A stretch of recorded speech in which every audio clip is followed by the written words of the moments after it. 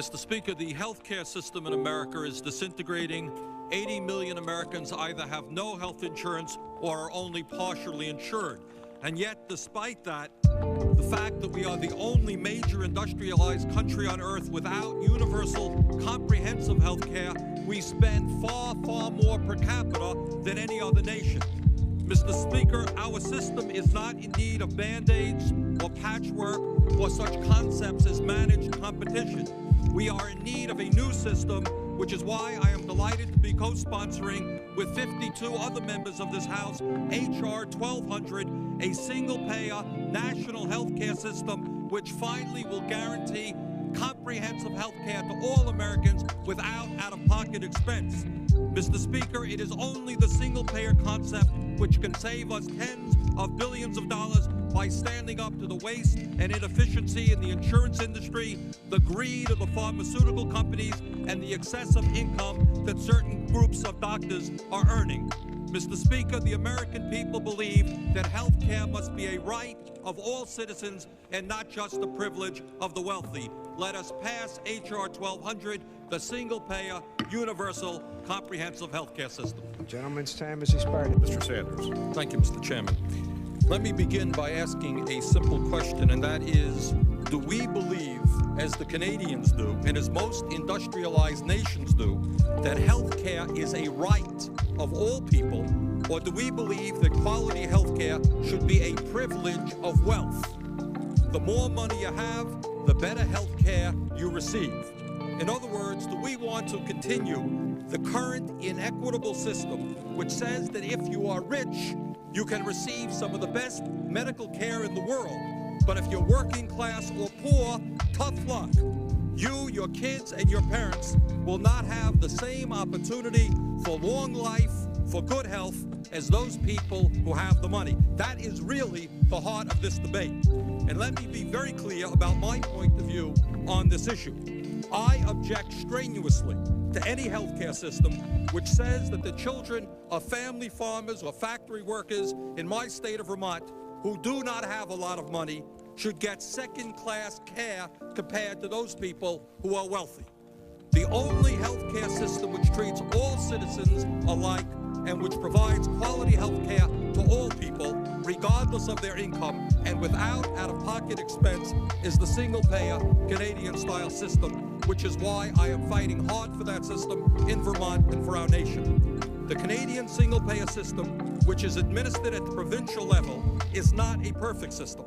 But in terms of access, in terms of simplicity, in terms of comprehensive care, in terms of cost containment, it works far better than our system does, and in terms of support from the people, is far more popular in their country than our non-system is in our country. Let me very briefly compare the two systems.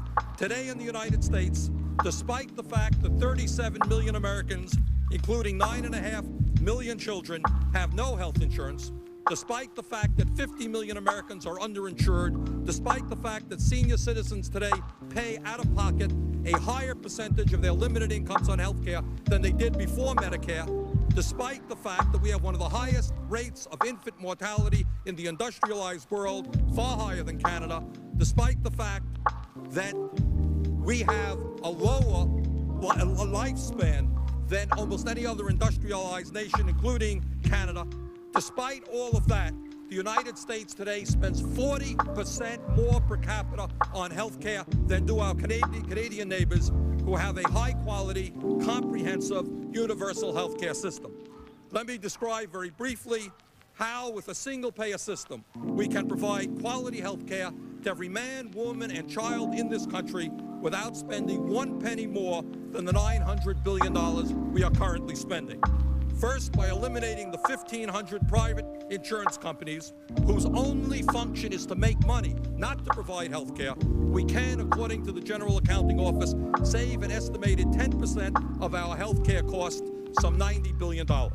Under single payer, everybody has the same card, everybody goes to the doctor and hospital of their choice, and the bills are paid by a single public agency with a minimum of paperwork. The uncomplicated Canadian healthcare system costs 11% to administer compared to our cost of 24%. every day in our country, more and more bureaucrats, insurance examiners, lawyers, and bill collectors are getting into the system, and they're costing us a fortune. There are enormous savings in the simplicity and universality of the Canadian plan that we should be enjoying as well. Further, single payer negotiates and limits the fees that doctors can charge. The result, medical procedures, whether it's an appendectomy or a coronary bypass, are significantly less expensive in Canada than they are in the United States. In fact, we are 72% higher in doctors' fees. Expired. Thank you, Mr. Chairman. Gentleman may proceed for 5 minutes. Thank you. Mr. Speaker, as the only independent in the House, my views on many issues are different than my colleagues in the Democratic and Republican parties, and that's fine because that's what democracy is about. But my major concern in terms of what happens here in the House is that there is an enormous amount of obfuscation, that we run away from the most important issues facing the American people. Now, on any given day, there are thousands of issues out there, and we often talk about many of them. But it is amazing to me, and I think to the American people, how somehow we forget to discuss the most important issues facing the ordinary people of this country. And in the few minutes that I have, I just want to touch upon some issues with the hope that maybe, just maybe, we can begin some serious discussion about these issues here in the United States Congress. First point that I want to talk about that concerns me very much is my fear that this country, this great country, this democracy, is evolving into an oligarchy. And an oligarchy is a country in which a few people have tremendous wealth and tremendous power and exercise that wealth and that power over all of the people. In the United States today, and this fact is not terribly well known, the wealthiest 1% of our population own 37% of the wealth. The wealthiest 1% of our population own more wealth than the bottom 90%. And what's going on in this country today is that the wealthiest people are becoming wealthier and have more power. The middle class is shrinking, and the poor are suffering more than they have ever suffered before. When we talk about oligarchy, we're talking about the power of the few over the political process. That means both major political parties. When we're talking about oligarchy, we're talking about an increased concentration in the media, where a few corporations control more and more of our television, of our radio, of our magazines, and of our newspapers. And that raises the issue of whether or not the American people are getting the truth about what is going on in this country, or whether what we are hearing about reflects the interest of the wealthy and the powerful. Now, that issue, the evolution of a democracy into an oligarchy, is not talked about too much in this institution, in the Congress. I hope we can begin that discussion. Second issue that I want to touch upon briefly is very often people get up here and they say the United States is the wealthiest nation on earth. Well, they're wrong. It's not. The interesting question is, and the interesting issue is, 20 years ago, in terms of the wages and the benefits that ordinary Americans receive, we were number one. We led the world. Our workers received the highest wages. Our healthcare system was the best. Our educational system was the best. Today, according to a variety of studies, we are 12th in the world. Do you want to know why German automobile manufacturers are coming to the United States today? They're coming to the United States for the same reason that American companies are going to Mexico. They're coming for cheap labor. Today, in terms of wages and many other indicators, we rank 12th in the world behind Western Europe and Scandinavia. Many of these countries have healthcare systems guaranteeing healthcare to all of their people. Many of these countries guarantee free educational opportunities to their people. So the question arises, how did the United States, under both Republican and Democratic leadership, go from first in the world to 12th in the world, and why are we not talking about that reality? Another point that I think should be raised when we talk about rich and poor and working people in this country is not simply to mention that the standard of living of working people is in rapid decline. That's important to point out. But we should point out that the gap between the rich and the poor is growing wider, and we should begin to ask some questions as to why the chief executive officers in the United States of America earn 157 times more than the workers in those corporations. 157 times. That is the largest gap in the industrialized world. In 1960 in this country, the gap was 40 to 1. In Japan today, my understanding is the gap is 32 to 1. So what has been going on in this country is that as our standard of living, as we have become a poorer nation, the big money interests have taken more and more out for the few and left the working people and the poor out to dry. Last point that I want to touch upon. We can talk about the past and we can moan and be concerned with what's happened over the last 20 or 30 years, a real tragedy.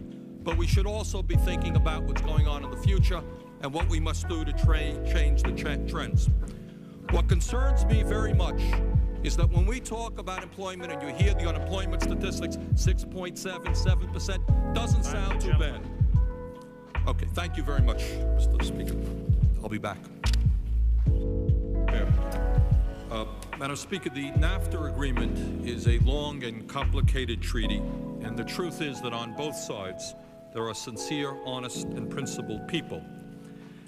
And while it is terribly important that we understand this treaty as best we can, and many of us in Congress are trying to do that, and while it is terribly important that we try to understand the implications of this treaty as best we can, and a lot of debate about that, it seems to me that it is also terribly important that we try to learn a little bit from history and try to understand who wants this NAFTA treaty and why. Why do they want it? Madam Chair, as you may know, the NAFTA treaty is being vigorously supported by almost every multinational corporation in America. In fact, these corporations are spending tens and tens of millions of dollars trying to influence the members of this body to vote for it tomorrow. Further, this treaty, in an amazing way, is being supported by almost every newspaper in America. We have a nation which is divided, but somehow or another, the corporate media, almost without exception, I have yet to see the daily newspaper that is opposition to NAFTA. So you have all of corporate America telling the American people that this agreement is a good agreement for them. To my mind, Madam Speaker, the $64 question is really quite simple. What is the track record of corporate America in terms of standing up and trying to improve the lives of ordinary people? Should we believe them? During the last 20 years, what is their record? Let's examine it very briefly. Madam Chair, you may remember that 12 years ago, the wealthy people of this country came forward and they said, give us large tax breaks. And if you give us large tax breaks, we promise you that we're going to reinvest in America and that we're going to create new and good-paying jobs. Was that true? No, it wasn't true. What happened is we gave the wealthiest people huge tax breaks, and lo and behold, they became much wealthier, and the deficit became larger. And at the same time, the big corporations in America, they came forward and they said, give us, the big corporations, huge tax breaks. We are going to reinvest in America. We are going to create decent paying jobs. Well, did they do that? I think the record is very clear. That's not what they did. We gave them big tax breaks, and what they did with their tax breaks is not build new factories in America, not invest in research and technology here. They took those tax breaks, they ran to Mexico, they ran to the Philippines, they ran to Asia, they ran wherever they could get cheap labor. They were not telling the truth.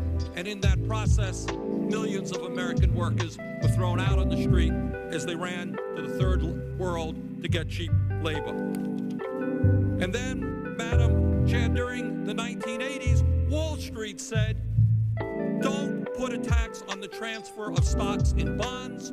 We can't afford it. It's a bad thing. We don't have the money to pay that tax to help deal with the deficit. But Wall Street, amazingly enough, had billions of dollars in order to fund leveraged buyouts, which ended up destroying many, many productive and profitable companies in America. And once again, American workers were thrown out on the street. During the 1980s, the leaders of the savings and loan industry, corporate America, said, deregulate us, get off our backs, let us reinvest in America. We want to create new jobs. Madam Chair, once again, I think the record is clear. They weren't telling the truth. What they did is turned out to be a bunch of crooks, and the American people for the next 30 years will be spending hundreds of millions of dollars paying the debt caused by these crooks. During the 1980s and the early 1990s, corporate America said to the American workers, things are tough. We gotta tighten our belts. That's what we've got to do. You workers have got to take a decrease in your wages. We can't afford to give you decent wages. Madam Chair, corporate America was not telling the truth. They raised the salary level and the income level of the CEOs off the wall. Last year, 56% increase in the income of the chief executive officers. Workers saw a decline in their standard of living. CEOs now make 157 times more than the average American worker. Madam Chair, if I could have ask for one more moment. The gentleman has 30 seconds. Thank you. Madam Chair, the point that I'm trying to make is that corporate America has not been telling us the truth on virtually everything that they fought for. What ended up happening is the rich got richer and everybody else got poorer. And now, ladies and gentlemen, corporate America wants us to pass NAFTA. And they are telling us that NAFTA is going to create more jobs. Madam Chair, it's the same old song, and I fear that they are once again not telling the truth. And I think that NAFTA will end up, once again, making the rich richer, but it's going to hurt the vast majority of working people in this country. That's why I'm voting no tomorrow, and why I hope the House votes no. Thank you. The gentleman. Thank you. Mr. Chairman, let me begin with a profound remark. 2 + 2 = 4. In other words, there is a logical and rational process called cause and effect. In terms of Newtonian physics, that means that every action causes an equal and opposite reaction. In other words, fellow members of the House, there are reasons why things happen, as controversial as that statement may be.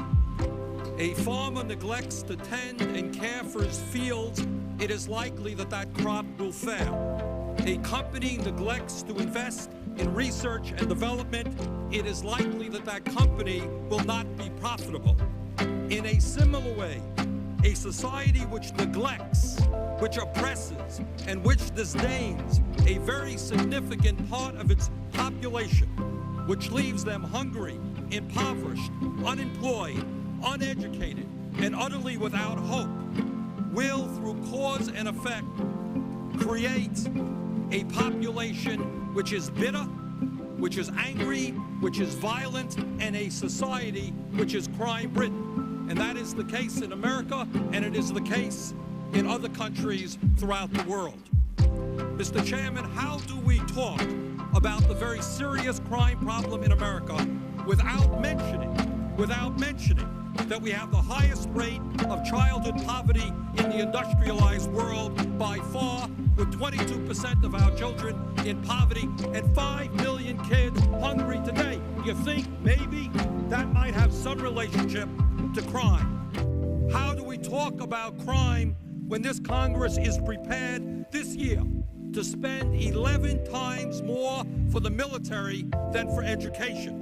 When 21% of our kids drop out of high school, when a recent study told us that twice as many young workers now earn poverty wages as 10 years ago, when the gap between the rich and the poor is growing wider, and when the rate of poverty continues to grow? Do you think maybe that might have some relationship to crime?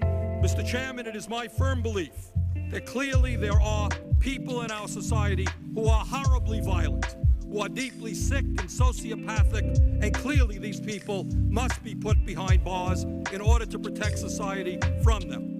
But it is also my view that through the neglect of our government and through a grossly irrational set of priorities, we are dooming today tens of millions of young people to a future of bitterness, misery, hopelessness, drugs, crime, and violence. And, Mr. Speaker, all the jails in the world, and we already imprison more people per capita than any other country, and all of the executions. Can I ask for one more moment, please?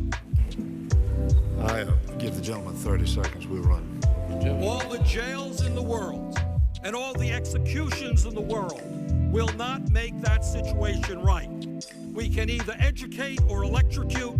We can create meaningful jobs, rebuilding our society, or we can build more jails. Mr. Speaker, let us create a society of hope and compassion, not one of hate and vengeance. Thank you. Without objection, so ordered. The gentleman is recognized. Mr. Speaker, it is disturbing that the death of Nicole Simpson, a tragedy affecting the rich and the famous, should be necessary to force us to take notice of a horror of domestic violence. Mr. Speaker, 80% of homicides in Vermont involve domestic partners or family members. All of the 6 women slain in Vermont during 1993 died at the hands of an intimate partner or a family member. Nationally, 3 out of every 10 women who are victims of homicide were murdered by a spouse or an intimate partner, and every 15 seconds, a woman is battered by her husband or a boyfriend. Mr. Speaker, we have 17 programs in Vermont that work with victims of domestic violence and sexual assault, and 92% of the people who provide those services are volunteers.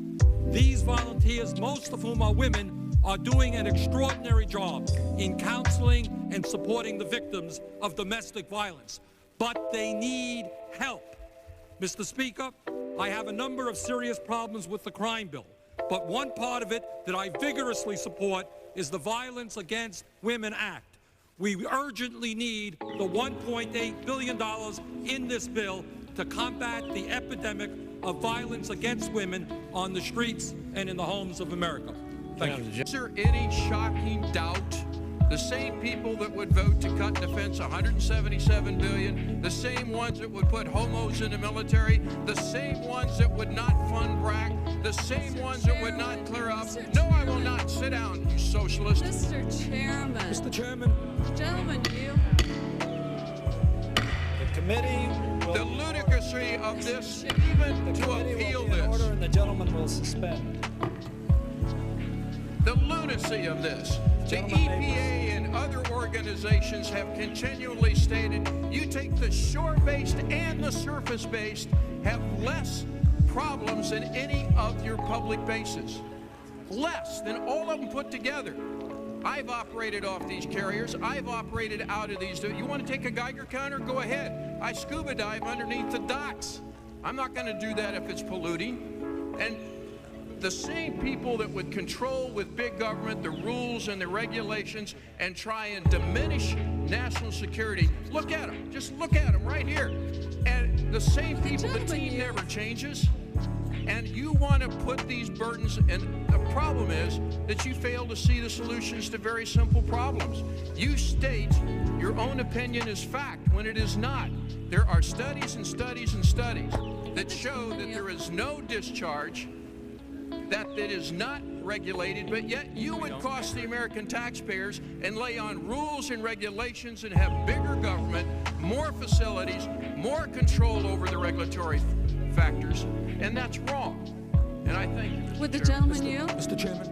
Parliamentary inquiry, Mr. Chairman. Do we have to call the gentleman a gentleman if he's not one? The committee will be in order. Mr. Chairman. The gentlewoman from Colorado is recognized. And the gentleman from Vermont is Well, the recognized. gentleman For what from purpose- California, is he still here or disappeared? For what purpose does the gentleman from Vermont I rise? rise to speak in support of the amendment. The gentleman from Vermont. I wonder is if right- I the could gen- question the gentleman. The I am gentleman, rising in support of the amendment. the chair is in charge. The chair is speaking. The gentleman from Vermont has been recognized for a period of 5 minutes, and you may now proceed. I thank the chairman very much. Would like the opportunity if the gentleman from California would respond, just to ask him a brief question, if I might.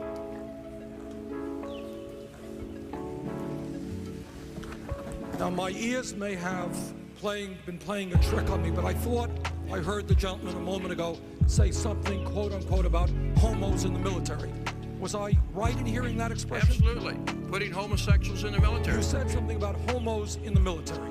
Was the gentleman referring to the many thousands and thousands of gay people who have put their lives on the line in countless wars defending this country? Was that the group of people that the gentleman was referring to? I'm talking about the military. People in the military do not support. That's not what we were current bill. talking about. You used the word homos in the military. You have insulted thousands of men and women who have put their I'm lives on the talking line. about I you think they and are liberals moved like to you that keep the foreign defense. Gentlemen, reclaiming my time. I thank the chairman. Mr. Speaker, let me just touch upon a few issues that are very rarely talked about in this Congress. We do a lot of talking about a lot of things, but I'm always amazed that sometimes the very most important issues that face the American people, the dynamics of our nation, seem to be ignored here in the Congress. So let me just touch upon a few of points that I consider to be quite important. Number one, if we are to understand the dynamics of American politics, it might be appropriate to understand that in the United States Congress today, approximately 20% of the members of Congress themselves are millionaires. And everything being equal, until we get campaign finance reform, we can only expect that number to increase. A democracy is supposed to mean that ordinary people can run for office, ordinary people can get elected to represent their neighbors back home. Clearly, there is something wrong in this country today, when at a time that perhaps 0.5% of our people are millionaires, 20% of the members of the House and Senate are millionaires.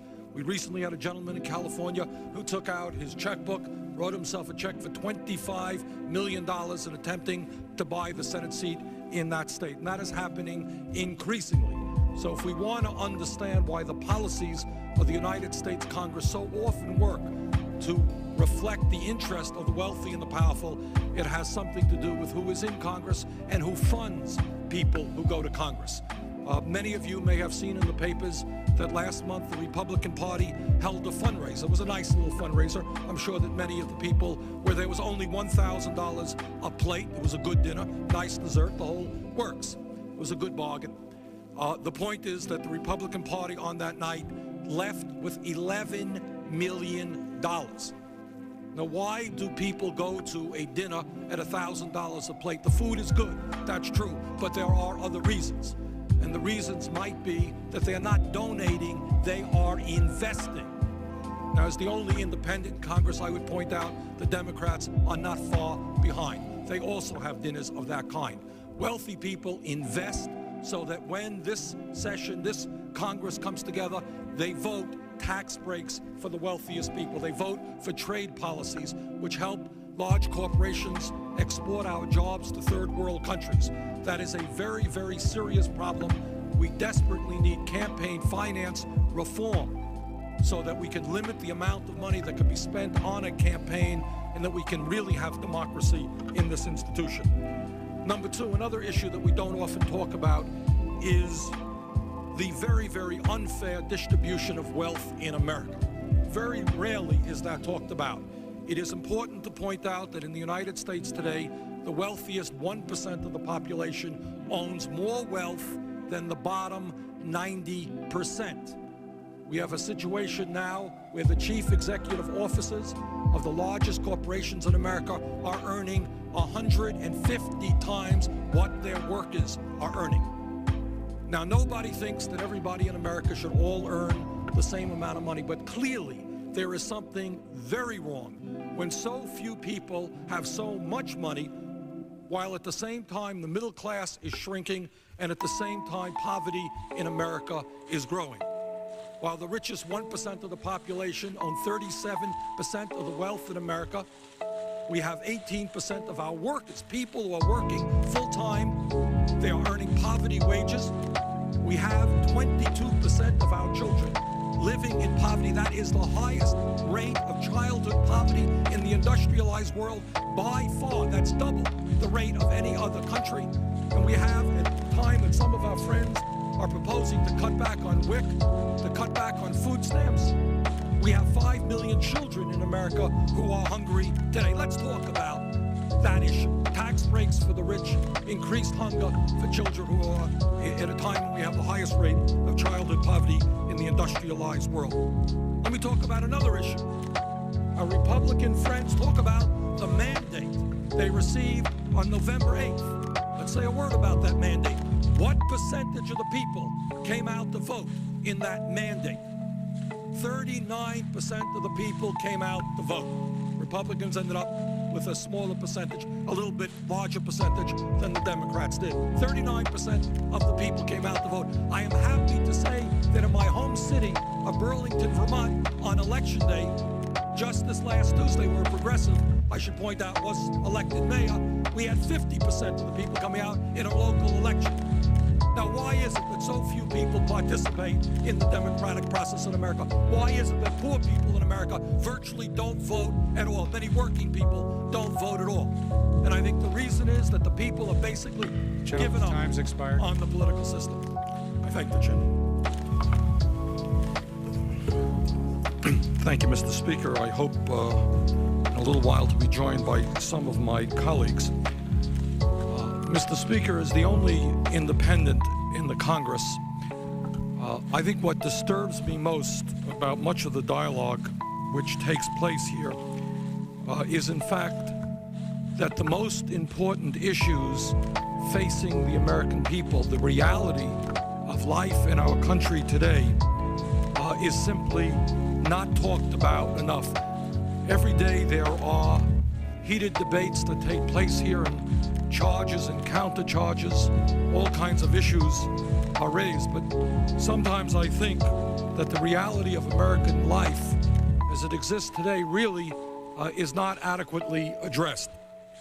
And before we get into the issue of the budget, which I want to get into, and I hope some of my colleagues will be getting into with me as well, let's talk about reality in America today, a reality that we don't see too much discussed here. We don't see it on CBS too much, or NBC, or the New York Times, or our hometown papers. Mr. Speaker, I would argue that the most important issue facing the American people is that for the middle class of this country, for the average working person of this country, for those tens and tens of millions of people who constitute the vast majority of our citizenry, for those people, this country is becoming a poorer and poorer country. Since 1973, when America reached its pinnacle, its high point in terms of wages and benefits for ordinary working people, since 1973, 80%, 4/5 of the American working people have experienced either a decline in their real wages, in their standard of living, or stagnation. That means they've worked for over 20 years and they look back and they've gotten nowhere in a hurry. That's 80% of the American people. Average weekly earnings from 1978 to 1990 declined, went down by 13.5%. In 1979, the average weekly wage in the United States was $387.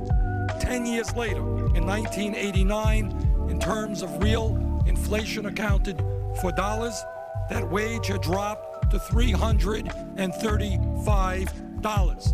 People are working, their standard of living is in decline. What is perhaps most frightening is that for young workers, their real wages have declined even more.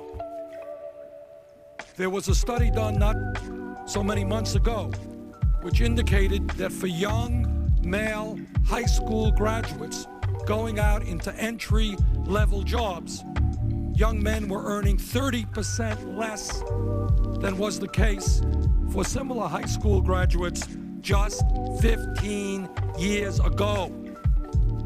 So when parents look out and they're working hard and they're seeing their standard of living decline, what is even more painful for them as they look out, they're seeing their sons and their daughters going out into jobs which are paying even lower wages. Mr. Speaker, between 1988 and 1993, worker productivity in the private sector increased by 5.9%. That's the good news. The bad news is that during that same period, average hourly earnings declined by 4%. By 1993, the typical family had lost $1,400 of the buying power it had in 1991. Mr. Speaker, one of the frustrations we talk about why the American people are angry, why the American people are frustrated. A study done by Juliet Shaw, who was then at Harvard University, indicated that for American workers to maintain their standard of living, they had to be working now an extra 1 month a year, either in overtime or in second jobs. And in my state of Vermont, it is not uncommon to see people working 3 jobs. Mr. Speaker, 40%, and this is an important fact, we talk about welfare reform, so forth and so on, 40% of the families in America today who live in poverty have a full-time worker. This is not unemployed people. They're not people just sleeping out on the street. And one of the reasons that our low-income workers are doing worse today than they did 20 years ago is that the minimum wage today at a disgracefully low $4.25 an hour has a purchasing power which is 26% lower than it was 20 years ago. Mr. Speaker, we look in the newspapers and they tell us, well, unemployment is not such a serious problem. Maybe it's 5%, maybe it's 6%. Countries all over the world, in Europe, Scandinavia, they have higher rates of unemployment. But I would argue, Mr. Speaker, and I think many of our leading economists would argue, that in real fact, unemployment in America is actually double than what the official statistics tell us. Why is that? Official statistics do not include discouraged workers. That means people are living in communities where there just are no jobs. They don't go out. So therefore, they are not counted as part of the official unemployment statistic. And perhaps even more importantly, part-time workers who want to work full-time are also not included as part of the official unemployment statistic. One of the very frightening aspects of the modern American economy is that when we look at the new jobs that are being created, are they good-paying 40-hour-a-week jobs? No, they're not.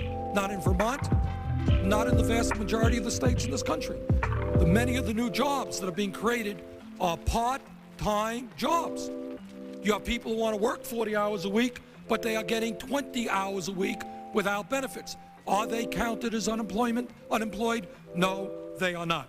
So I would just conclude my initial remarks, Mr. Speaker, welcome Mr. DeFazio here, but just simply say that before we talk about the budget, before we can talk about why the American people are angry, the most important reality is America has the right to be angry. Our people are working longer hours for lower wages, for less vacation time, for fewer benefits than was the case 20 years ago. But on the other hand, there's another reality which is going on. Are all the people in America seeing a decline in their standard of living? Are we all in this boat together? The answer, obviously, is not. Recent study, front page of the New York Times. Richest 1% of the population now owns 40% of the wealth of America.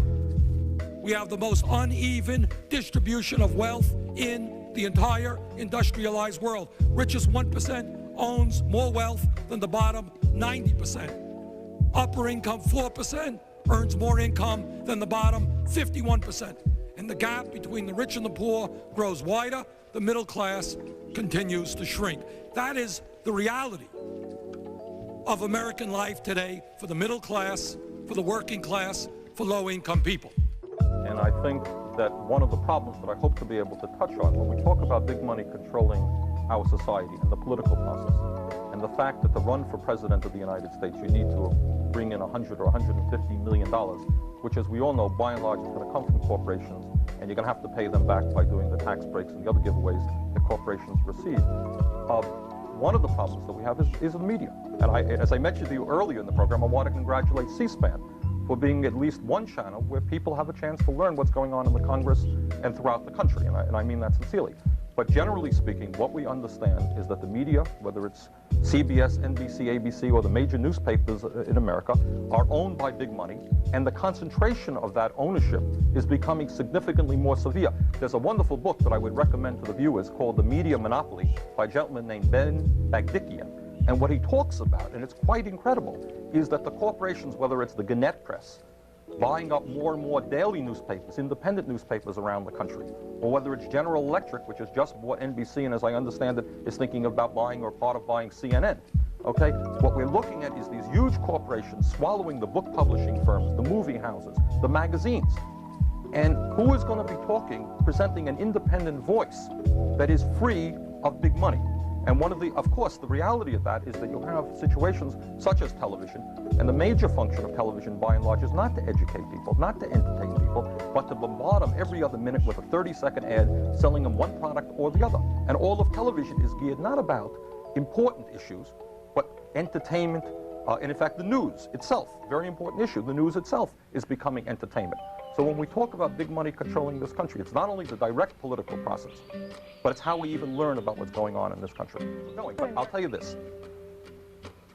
If we look at what's going on in this world today, and if we understand that between the United States and the Soviet Union and the other powers, we're spending close to $1 trillion a year on weapons of destruction, okay, while hundreds of millions of people are starving to death, I think that people right now are feeling a little bit more optimistic, because at least after 7 years, Reagan is now beginning to talk to the Soviet Union in Burlington. Let me give you an example of something. Last spring, we have a group of people in Burlington. We're part of a group called Project Harmony, and they are working very, very hard to create relationships between young people in the United States and Vermont and people in the Soviet Union. And last spring, we had some young people, the Leningrad Youth Choir, came to Burlington before a packed house in our Memorial Auditorium. And they got on the stage and they sang with Vermont kids.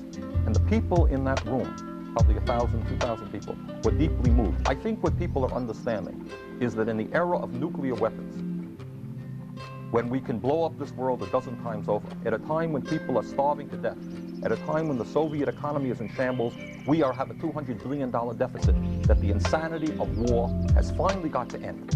Okay? And I'm proud in Vermont, I should tell you, that several years ago, our people in town meeting spoke up and they said we wanted a nuclear freeze. Dozens and dozens of town meetings, including Burlington, said, let's stop building more and more nuclear weapons. And all over the country, I think people are saying enough is enough. And I think perhaps out of that groundswell, which came in this country, came in the Soviet Union, they're beginning to talk. And I think the people all over the world are feeling good about that. I think the reality is that what's going on in America, and I want to go over this point because I don't know how many people out there are familiar with this point. Not only is the gap between the rich and the poor growing wider, but we have a situation now in the United States where the richest 0.5% of the population owns 45% of the wealth. Okay? That means the richest 1% owns more than half of the entire wealth of this country, and the other 99% of us share the other half. Okay? And that gap, of course, under Reagan has grown. The rich are richer and the poor are poorer.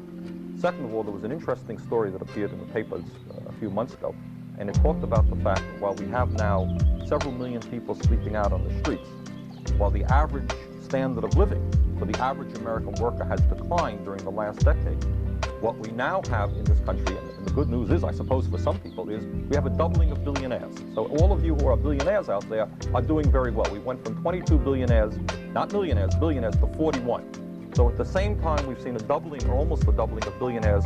We now have people sleeping out on the street. We have millions of minimum wage jobs being created which people can't live on. The woman seems, I'm delighted to hear that that woman's family is doing very well, and obviously there are many other people who are doing well.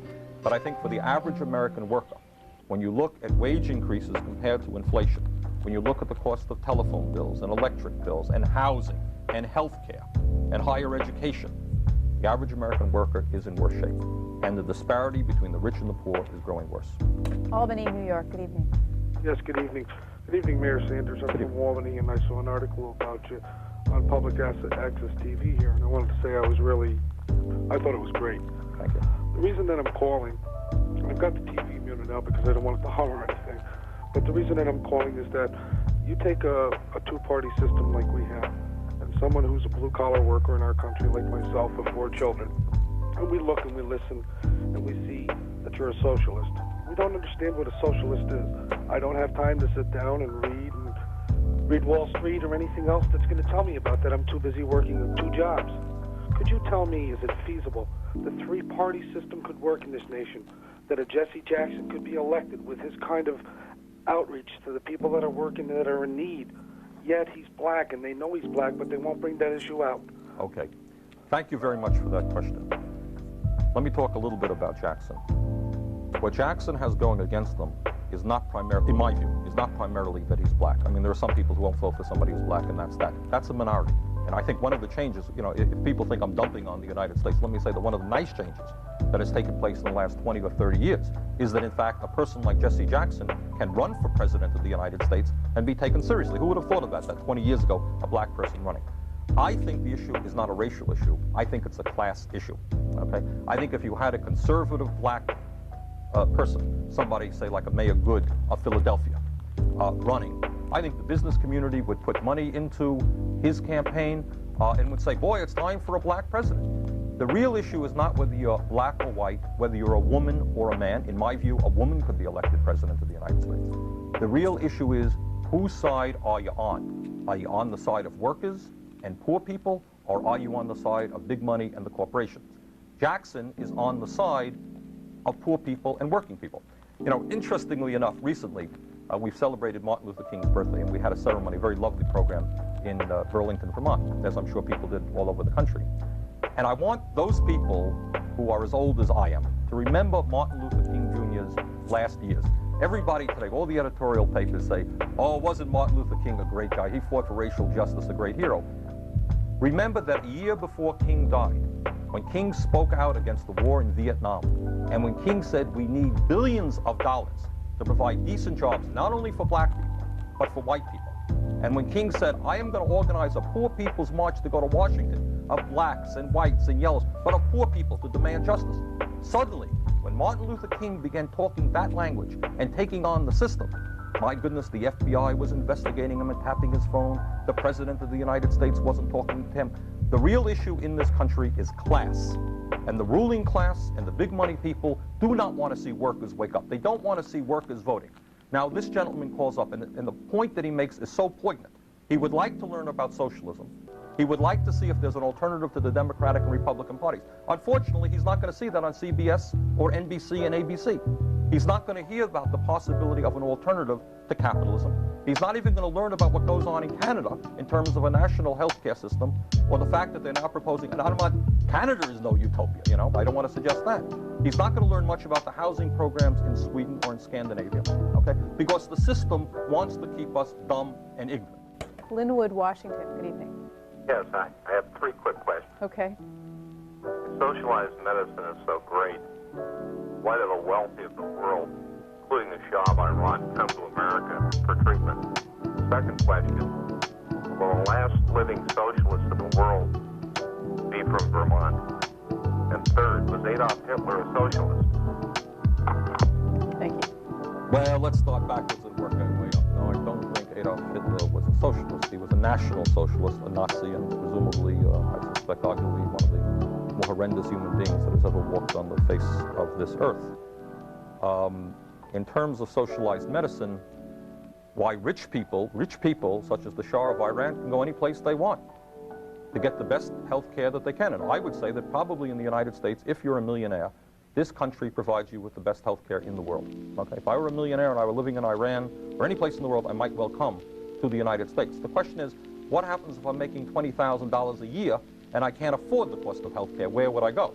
Well, then I'd have a lot of problems in the United States. 15% of our people have no health insurance whatsoever. The cost of Blue Cross Blue Shield is zooming up. Doctors' bills are zooming up. One of the interesting contrasts that one might work is not worry about Iran or the Shah, but talk about the difference between Canada and the United States. In Canada, when they do polls, they find out that over 90% of the people feel good about their health insurance program, health insurance system. You have a conservative government in Canada, conservative, right-wing government that comes in, does not attempt to change one part of that program because that government understands there'd be a revolt on the part of the people. You do a poll in the United States of America and you say to Americans, how are you feeling about the health care in the United States? People saying, it's off the wall. I can't afford it. I can't afford to go to the doctor. I can't afford insurance. And the polls tell us that the American people are grossly dissatisfied with what's going on. One of the things that I've done lately, if I may give an advertisement for myself, a brief one, is that at the last conference that I attended with the National League of Cities and Towns, we managed, with some other people, to push through a resolution on the part of the National League calling upon the Congress to develop a national health care system. I think that that's the way we have to go. I really don't believe that the United States faces, I know that Ronald Reagan seems to think that starting from Nicaragua there's going to be a drive from the south up through Mexico and an invasion through Texas. I happen not to believe that. I think that when you're dealing with nuclear weapons, and the response that I would make to this gentleman is when you have one country after another country getting nuclear weapons, it is highly unlikely, to my view, although I certainly hope it never happens, that someday, somewhere, for some reason, some lunatic is going to press a button. It seems to me absolutely imperative that the nations of the world, led by the United States and the Soviet Union and the other nuclear powers, begin to sit down and get rid of those weapons and have the guts to finally say that in the era of nuclear weapons, international disputes are going to have to be solved through discussion, through the judiciary, and not through war. War is now an obsolete concept. You can't think about what happened in the 1800s or the early 1900s. Then they only killed tens of millions of people in war. Now you're talking about the entire planet. We've got to end war. Bernie Sanders is mayor of Burlington, Vermont. Thank you for coming and spending some time to talk to our viewers this evening. My pleasure. Thank you. Thanks for your questions. Have a good evening. My hope is that we're going to go beyond the Democrats and Republicans. Increasingly, people are frustrated and angry about a two-party system which is dominated by big money and which does not pay attention to the needs of working people or elderly people or poor people. And I think if you talk common sense to the people and you say the government is supposed to represent the needs of those people who today are not getting a fair shake, you know what? They'll vote for you. And the problem that we have nationally in this country is that the two-party system dominated by big money is not delivering for ordinary people, which is why people are giving up on the political process, why they're not voting, and why there is a great deal of anger and frustration at the political system as it now exists. And we should not be overwhelmed or frightened by the powers of the Democratic and Republican parties. I don't believe that they really have a lot of grassroots support. I think that most people vote Democrat, they vote Republican, because they don't see any alternative. And it seems to me that the challenge of our time is to wake people up, is to go outside of the Democratic and Republican Party, to talk about the real issues, health care, the fact, the growing gap between the rich and the poor in this country, the bipartisan foreign policy by which we spend $300 billion on military while we cut back on programs for the elderly. Now, people cannot believe that a United States Congress, which has not raised the minimum wage in 10 years, which has cut programs for the poor, that these people are going on television saying, gee, we just can't make it with $89,500 plus a lot of very nice benefits. We need a 50% increase. What that is about is the arrogance of power. And it's related to the fact that in the last election, I don't know how many people know this, 99% of the incumbent congressmen were reelected. Okay? In other words, what you're seeing now in the United States Congress is a situation, number one, we have a lot of very, very wealthy people, 1/3 of the United States Senate are millionaires. A lot of the congressmen are millionaires. Number two, when you're an incumbent congressman, you can pick up a lot of corporate PAC support. You have a lot of name recognition. You have franking privileges. You're on TV every day. Basically, you're seeing the creation of a government which is isolated and unaccountable to the people and apparently cannot be recalled by the people. There was a bigger turnover in the Politburo in the Soviet Union last year than in the United States Congress. Now that's a real problem. The American people are significantly less politically conscious and understanding of what goes around them than most of the people around the world. And one of the reasons is the collapse of the media in terms of allowing serious people with different points of view to go forward and debate the real issues of our time, or even to bring on the television set. Now, for example, we face, as all people know, an ecological crisis in our time, whether it's acid rain, the destruction of the ozone layer, the greenhouse effect. One would think that the CBSs and the NBCs of the world will be doing prime-time specials on these programs, having different scientists, talking about the issues, involving people in understanding what's going on in terms of our planet. They don't. The function of television is to make as much money as possible for the owners of the television station and for those people who advertise the 30-second ads on television. So I would say that we're not going to bring about serious political change in this country until we deal with the media, which more and more is being swallowed up by large conglomerates. Very important issue. I think we don't really get a real glimpse of American reality on the CBSs and the NBCs. And I think when we talk about why we are where we are today as a country, we have candidates for the Democratic and Republican parties never seriously debating, in my view, the real issues facing our country. I think the television and the television industry plays a really important part in preventing serious debate about the major issues facing our country. As a candidate for office, for example, you know that when you get on television, you have 30 seconds to articulate your point of view. You know that you're dependent upon 30-second ads. And I think it is absolutely imperative, if we talk about bringing back a sense of democracy to this country where people don't just sit and watch other people, but feel that this is their country and that they can shape it. We've got to make radical changes in the television industry and demand that they deal with the important issues facing our society. I think Congress, in a sense, no longer represents the ordinary people, and Congress is made up of the Democrats and Republicans. You know, people very often were yelling at the Republicans and Reagan, look at the horrible priorities he established, look at all the terrible things that he did to the poor people. But they forgot that both houses of the Congress for 4 out of Reagan's 8 years were controlled by the Democrats. So I think you have a bipartisan policy which essentially favors the rich at the expense of working people and the poor people. I think we need to go the direction of Canada, which has a third party. But I'll tell you honestly what I think the most important problem is, and where I want to play at least some role. And that is that the average American, to a significant degree, is giving up on government. To me, the major crisis that we face is that in this last election, as you know, about 60% of the people were given the choice of the Democratic and Republican parties in Congress didn't vote at all. You know, all of us are dismayed that in South Africa, for example, black people can't vote. How many of us know that in this country, poor people don't vote anymore? The last election, presidential election in 1988, you had 50% of the people not choosing to go through the caucus or Bush. You have a situation in this era of anti-incumbency, throw the bums out. 96% of these guys got reelected. So the basic issue is how to reinvigorate democracy, how to make the average working person, the elderly person, the poor person say, you know what, this is my government. Those people in Washington listen to me, they are representing my interest, and they're not just standing with the rich and the powerful against me. Now, how do you do that? That has to do with the media, who owns and controls the media. It has to do with the two-party system. It has to do with campaign financing and the fact that many of the candidates are heavily indebted to wealthy people and corporations who buy them, who buy politicians, who buy elections. So how we can begin the serious discussion, the national debate that we need, which says, where do we want to go as a country? Who has the power in this country? How do we democratize all of our institutions? How do we give working people power over their own lives?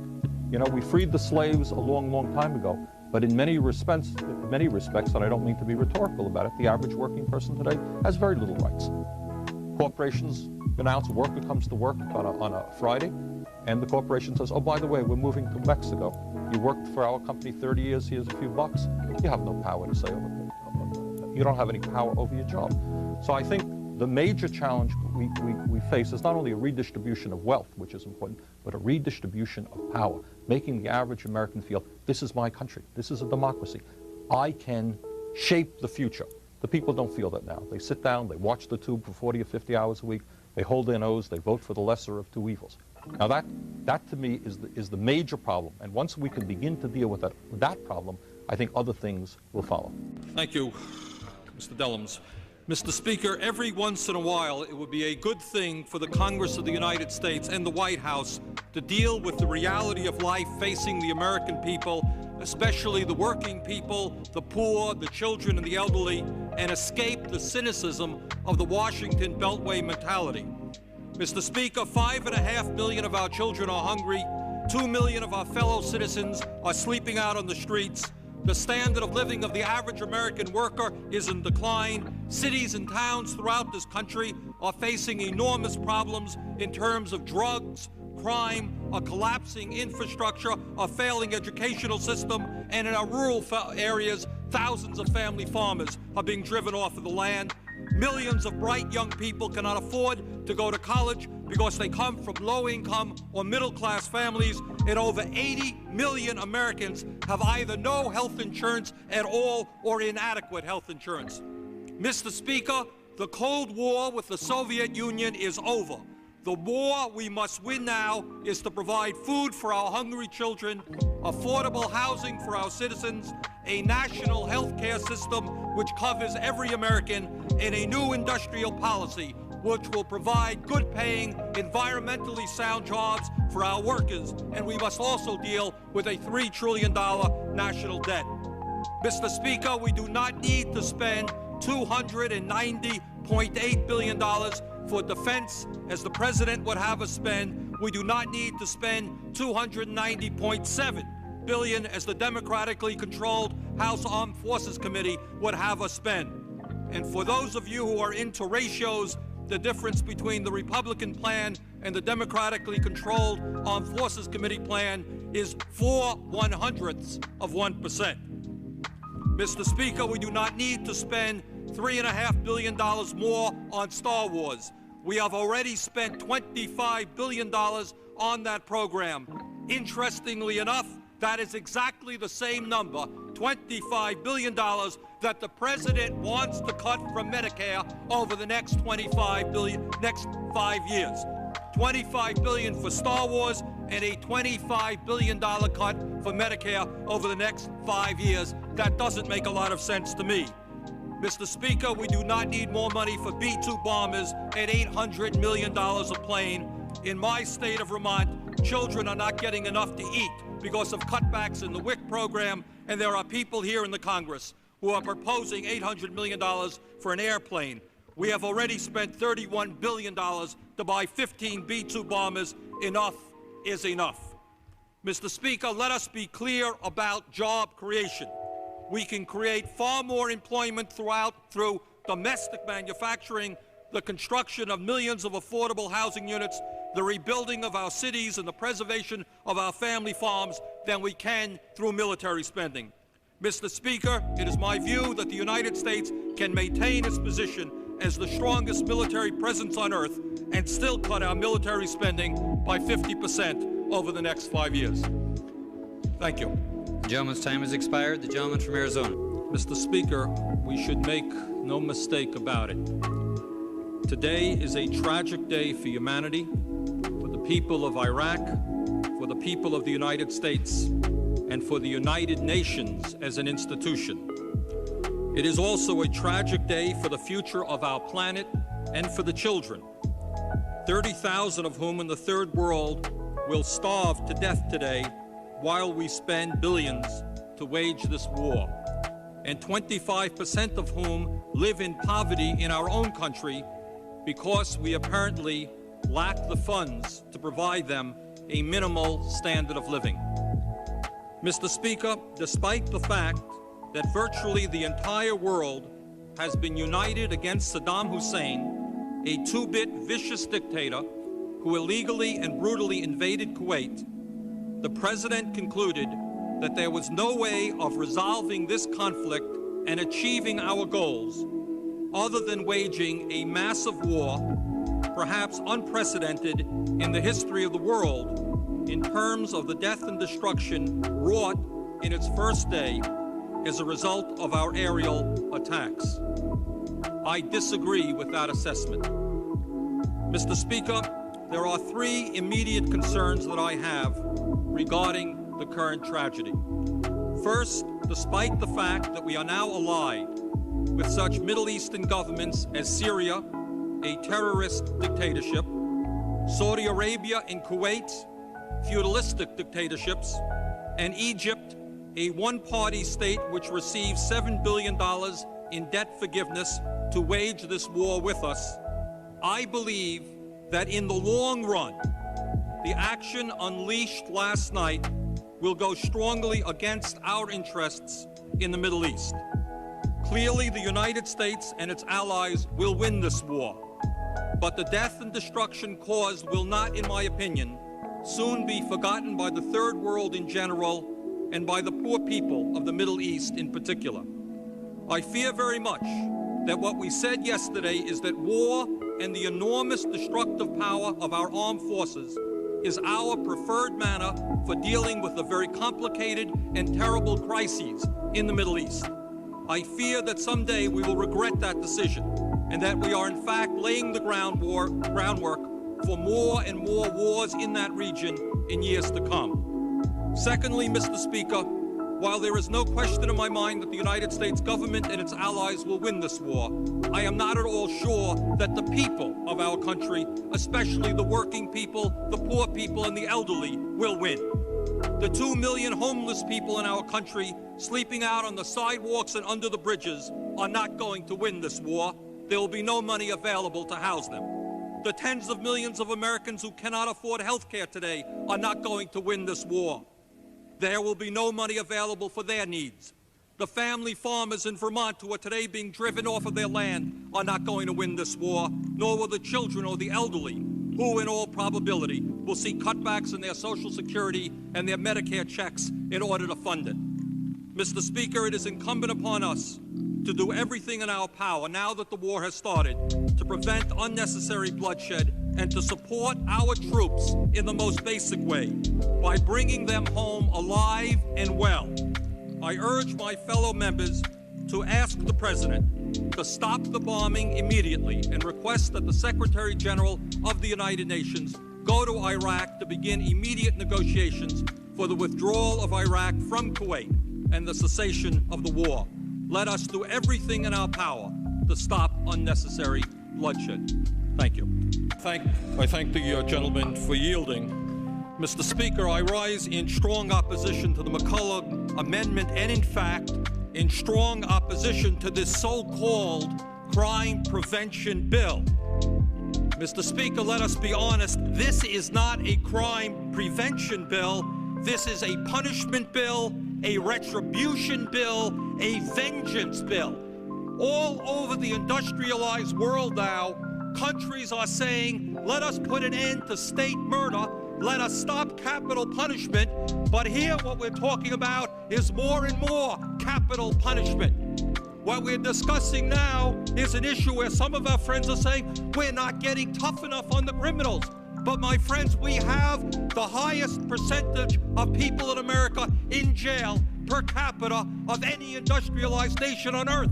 We've beaten South Africa. We've beaten the Soviet Union. What do we have to do? Put half the country behind bars? Mr. Speaker, instead of talking about punishment and vengeance, let us have the courage to talk about the real issue. How do we get to the root causes of crime? How do we stop crime, which is in fact a very, very serious problem in this country? And Mr. Speaker, I've got a problem. I've got a problem with a president and a Congress which allows 5 million children to go hungry, 2 million people to sleep out on the streets, cities to become breeding grounds for drugs and violence. And they say, we're getting tough on crime. If you want to get tough on crime, let's deal with the causes of crime. Let's demand that every man, woman, and child in this country have a decent opportunity and a decent standard of living. Let's not keep putting poor people into jail. and disproportionately punishing blacks. Time of the gentleman has expired. The truth of the matter is, I think, that unless we move radically and boldly, as you indicate, we may lose the planet for our grandchildren. Interestingly enough, I think, and I say this not because I want it to be that way, but I think it is that way, you're not going to deal effectively with the environmental crisis unless you deal with the economic crisis at the same time. They're the same issues. And a lot of people who are, environmental, boy, this factory is polluting, close it down. But what happens to the workers who are going out on the street? Not my concern, I'm concerned about the environment. This farm is using a pesticide, close it down. But what happens to... What we have got to do is to understand the challenge, the real challenge, is how do you have a social system and an economy which does at least two things. Number one, it provides decently for its people at the same time as it does not destroy the environment. But that's what you've got to do. That's why national health care is an environmental issue, because that takes an enormous burden off the backs of working people. So the argument is either we have, and how many cities in America are faced with this dilemma? Mayors, are faced with this dilemma. Here you have a factory which is polluting, it's poisoning its own workers, and the option is either you throw those workers out on the street or you save the environment. That is not a choice that we should have to make in 1991. The challenge that we face is, okay, how do you have a social system which provides educational opportunity, healthcare, etc. to its people, have an economic system which is producing what we need without destroying the environment. But the challenge here, and I think, and I applaud people like Jesse Jackson and others who are trying to do this, is to bring together the environmental movement and the workers' movement. Because if they're separated, if the choice is either jobs or the environment, that is no choice at all. Congressman-elect Bernie Sanders, independent, Vermont, at-large seat. In your former role as the mayor of Burlington, Vermont, you were in Washington many times and working on a variety of issues. What is it like coming here as a congressman-elect? Well, it seems it takes about 2 days to find out where the bathrooms are. The bureaucracy is enormous, and what is being thrown at us, I think, necessarily is all kinds of information as to how you put together your office, how you make sure that you obey all the rules and you don't go to jail for taking gifts that you shouldn't take and all these other things. So the first impression is an enormous amount of information that's being thrown at you. You're meeting all kinds of people. You're concentrating on trying to get onto the committees of your choice. In my case, there was a problem of whether or not I would be within the Democratic caucus or not, and that took a lot of work and effort. You're being bombarded, in our case, by at least several hundred people who would like jobs, by many people in the media who would like interviews. So it's been, to say the very least, an exhilarating and interesting week. Have you been bombarded more than most or less than most because of your independent status? In terms of job applications, I don't know. I suspect that in all of the hubbies that I saw there, the large numbers of applications. I think in terms of the media, we've probably gotten more. If you could explain to the audience a little bit of the behind-the-scenes maneuvering on the question of whether or not you would join the Democratic caucus. Okay, I was elected as an independent. I served 4 terms as mayor of the city of Burlington, Vermont, which is the largest city in our state, as an independent.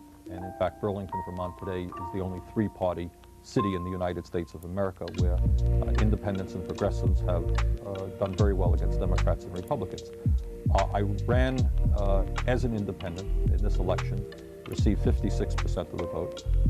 The Republican candidate received about 40%, and the Democratic candidate received 3%. Having won as an independent and intending very firmly to remain as an independent, the first concern that I had is, how do I make sure that I get good committee assignments which represent the needs of my state? And what I had pledged the people of Vermont during the campaign is that I would make request entry into the Democratic caucus, because I wanted to make sure that I was not pushed aside and put on irrelevant committees. I am not a Democrat, but clearly of the 2 caucuses, my political philosophy is much closer to the progressive wing of the Democratic Party than clearly to the Republican Party. And that was what I campaigned on. In fact, during this last week here, the Democratic caucus and party has been very generous to me in allowing me to attend a number of the panel discussions in some of the functions and so forth. But for a variety of reasons, they have made the decision that I will not be accepted into the Democratic caucus.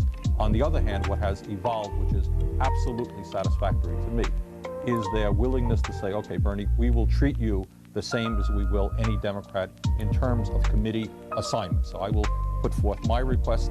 They will assign me essentially to the committee of my choice, and I can't complain. So I'm happy about that. I will accrue seniority.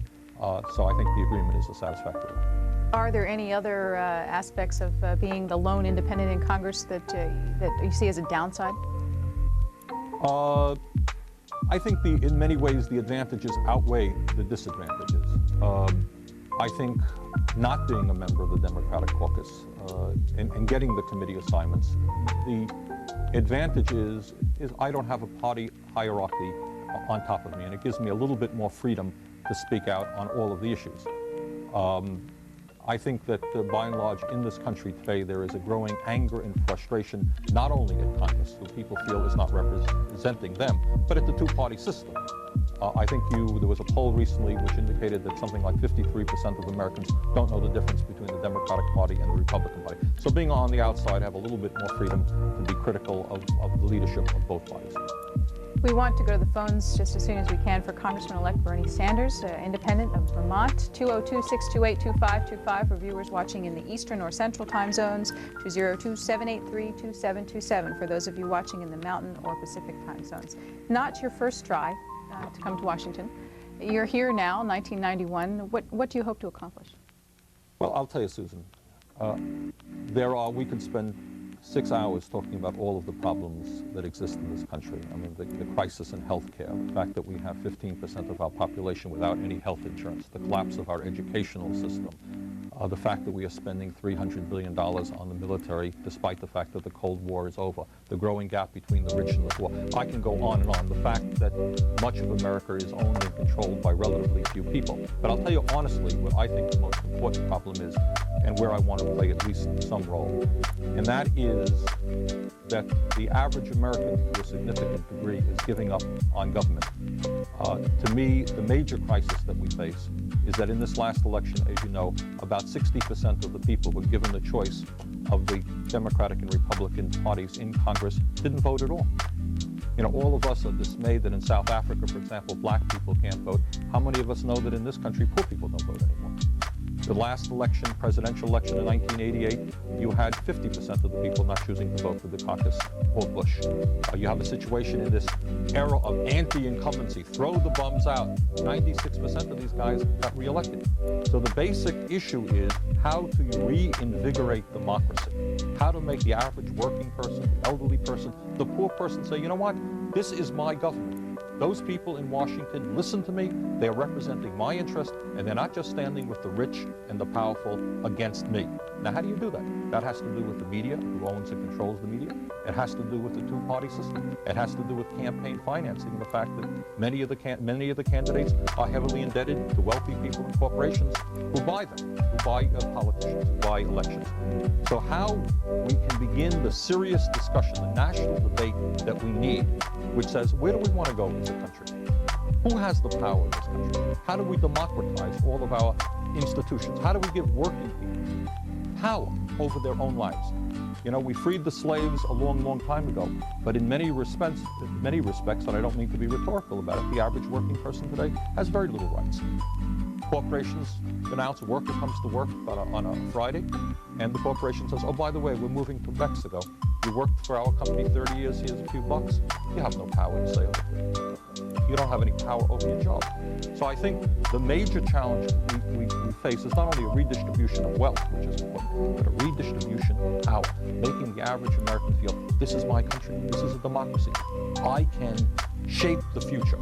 The people don't feel that now. They sit down, they watch the tube for 40 or 50 hours a week, they hold their nose, they vote for the lesser of two evils. Now that to me is the major problem. And once we can begin to deal with that problem, I think other things will follow. Is Washington set up to handle big picture questions? No, my impression is that it's not. I think God, you see the problem, not even I'm talking about it, I think the system is compartmentalized into hundreds of different little areas, each of which are important. I don't mean to suggest that they're not. Every committee is dealing with billions of dollars here and billions of dollars there. But I don't know that the Congress itself is saying, for example, the first question that I think the President of the United States should ask the American people is, why don't you have any faith in us? Why don't you vote? Why don't you participate? Why do you have such contempt for government? And I think we should, as a Congress, be dealing with that issue. How do you make the people once again have faith in their country and in their government? Does the Congress do that? I don't think so. Gloucester County, Virginia, you're on the air. Bernie Sanders. Hello. Yes, Hello. Go ahead. Yes, I hesitate to address you, but Mr. Sanders, we did meet many years ago in Vermont. And first of all and foremost and most importantly, I want to congratulate you 1,010% for winning under an independent label. This is one who has voted forever for all the losers registering as an independent, etc., etc. Also understanding so well what you stand for and wishing to give you some encouragement to, whatever it takes, fight that socialist label. I was a native-born Scandinavian. I know what it means to be a social democrat. I know humanity, etc., therein. And I know what you are trying to do, and I just wish you so very, very well, and I hope we can keep in touch. Thank you. Why don't we let you go at that point? Thanks for the call. A lot of callers on the line. Okay. Well, I think the caller, when you asked what I want to accomplish, I think clearly one of the things also that I want to do is to make the concepts of democratic socialism, that is not authoritarian communism, has nothing to do with it, part of the serious discussion that perhaps takes place in this country. Because I think if you look at the two-party system and the ideology, they're about separated by about a half an inch. And we need a much broader discussion of the causes of our problems and the solutions to our problems. So we can inject some discussion as to what democratic socialism might mean, what goes on in Scandinavia, what has gone on in social democratic countries in Western Europe. If I can play some role in doing that, I think I'll have accomplished something. Orlando. Hi. Hello. I think that you have to apologize for being a socialist, but I certainly would like to know how you can apologize for being the son-in-law of Representative Lantos, California. Well, I think you have the wrong guy. If I'm not mistaken, Congressman Lantos happens to be no relationship to me at all. If I am not mistaken, I believe the newly elected congressman from New Hampshire is the son-in-law of Congressman Lantos. So I got the wrong guy, for better or worse. Okay, thanks. Do you have another question? All right, we lost that caller. Your specific committee assignments that you want to have are what? The three major committees that I have requested to be on are Commerce and Energy. My understanding is it's very difficult for any freshman to get on that one. I want that one if possible because of my concern and desire to see a national healthcare system established in this country. They deal with healthcare. The other committee is Education and Labor for the obvious reasons. We have back home the support of vast majorities of the working people and of the unions, and I want to fight to improve the life of working people. Education clearly is an enormous issue for our teachers back home, for our parents, and for the kids. And the third committee that I'm looking at is Banking, Finance, and Urban Affairs. As a former mayor, that's of interest to me. And given the the virtual collapse of the savings and loan industry, the problems in the commercial banks, and raising the issue of what in fact should be the responsibility of the banking industry to the communities in which they serve is of great interest to me also. So those are some of the major committees that I'm interested in. Portland, Oregon. Good evening, Mr. Sanders. Congratulations. Thank you. Part of the problem that those of us who watch a lot of C-SPAN have is the process of being introduced to the Congress as a new member. Meetings you get to go to. There's a seminar at Harvard, I guess, and there used to be all that kind of thing. And I was wondering, you've kind of alluded to it, but do you have a sense now of the kind of grind that starts to happen to people when they come to this burg? I think it's a very good question. I think what happens, and I don't really think it's anybody's fault per se. I mean, I think the Congress is fairly trying to give an orientation to the new members, tell you what to expect, give you briefings on the major issues. I think What your question asked, though, is there a process by which newcomers get sucked into the old way of doing business, into the status quo way of doing business? And I think not that it's intentional on the part of the leadership, but I think that goes on. As a matter of fact, I was teaching last year at the Kennedy School at Harvard, so I have some familiarity with that process, and I'll be there next week part of the time, and part of the time I'll be back in Vermont. I think for me, one of the very exciting aspects of having been elected is that I am going to be able to be making contact and depending to a significant degree upon a lot of very fine minds who are not usually allowed to have much of an impact on the Congress. And I'm very excited about that, whether it's people like Barry Commoner or Jesse Jackson, or people who have been active in the peace movement or in the women's movement, people who very often have been on the outside. I'm going to be looking to very significantly to try to bring inside the Congress and get ideas introduced that are often not heard. New York City. Hi, Bernie. Congratulations for breaking that stranglehold of the Republicans and the Democrats. We really need to see that. And I'd really like to have your opinion on, your sort of suggestions how more people can do this. What's your background in terms of organizing yourself, your political base in Vermont? Is it just something that was possible because it was in Vermont, or is this possible outside of a state like that? I think it's possible in every state in the country, and I think it's possible in every city in the country. I think the major approach that one has got to go, the direction that one has got to go, is to begin to understand that it is not impossible, in fact, to be victorious. You know, very often I talk to people and they say, oh, the mayor in my town, he's a terrible person, but we can't take them on. We're not powerful enough to take them on. I think what we did in Vermont and what we did in Burlington 10 years ago is just start articulating the issues that face the people of your community. In other words, what's so amazing is that people seem to do everything else but sit down and ask the very dumb, bunny questions about what's going on in their community.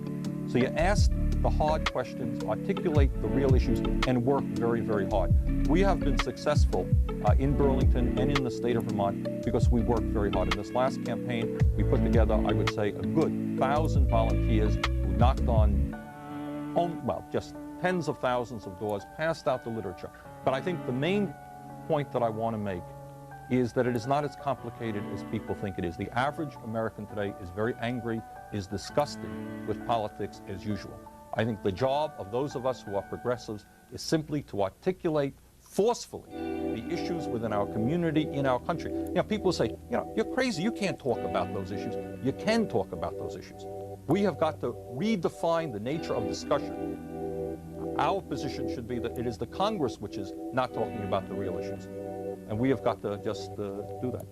One advantage it might seem that Vermont might have is buying media time. Less expensive to do that in Vermont than people in major markets. There is truth to that, and that is true. And it is also true that the city of Burlington, where I was mayor for 8 years, has only 40,000 people. It is a lot harder to become mayor of New York or Los Angeles. But on the other hand, there are resources that people have in large cities that we did not have in the state of Vermont. But the main point that I want to make over and over again is I think the average political activist would be very, very surprised to know that when you begin the process of knocking on doors, people are going to start nodding their heads. They can say, you're right, those people are way out of touch. You have my support. Pittsburgh. Yes, good evening. Good evening. Yes, to Mr. Sanders, congratulations. I was really happy to see that you were able to get in. I've seen, and a lot of people have seen what's happened since Reagan came into office with the supply side economics. And so my comment is this, and then you can make a comment, is that I really don't feel that Jesus Christ would be a capitalist. If anything, Jesus Christ was concerned with the cares trying to help people. So I'm going to hang up and let you make a comment. Well, I don't want to get into a religious discussion, but I think that any person who has a deep sense of humanity must understand that there is something fundamentally wrong when you have some people in our country who have billions and billions of dollars in personal wealth, who live in the fanciest houses, who drive around in these stretch limousines, and their brothers and sisters are sleeping out in the street.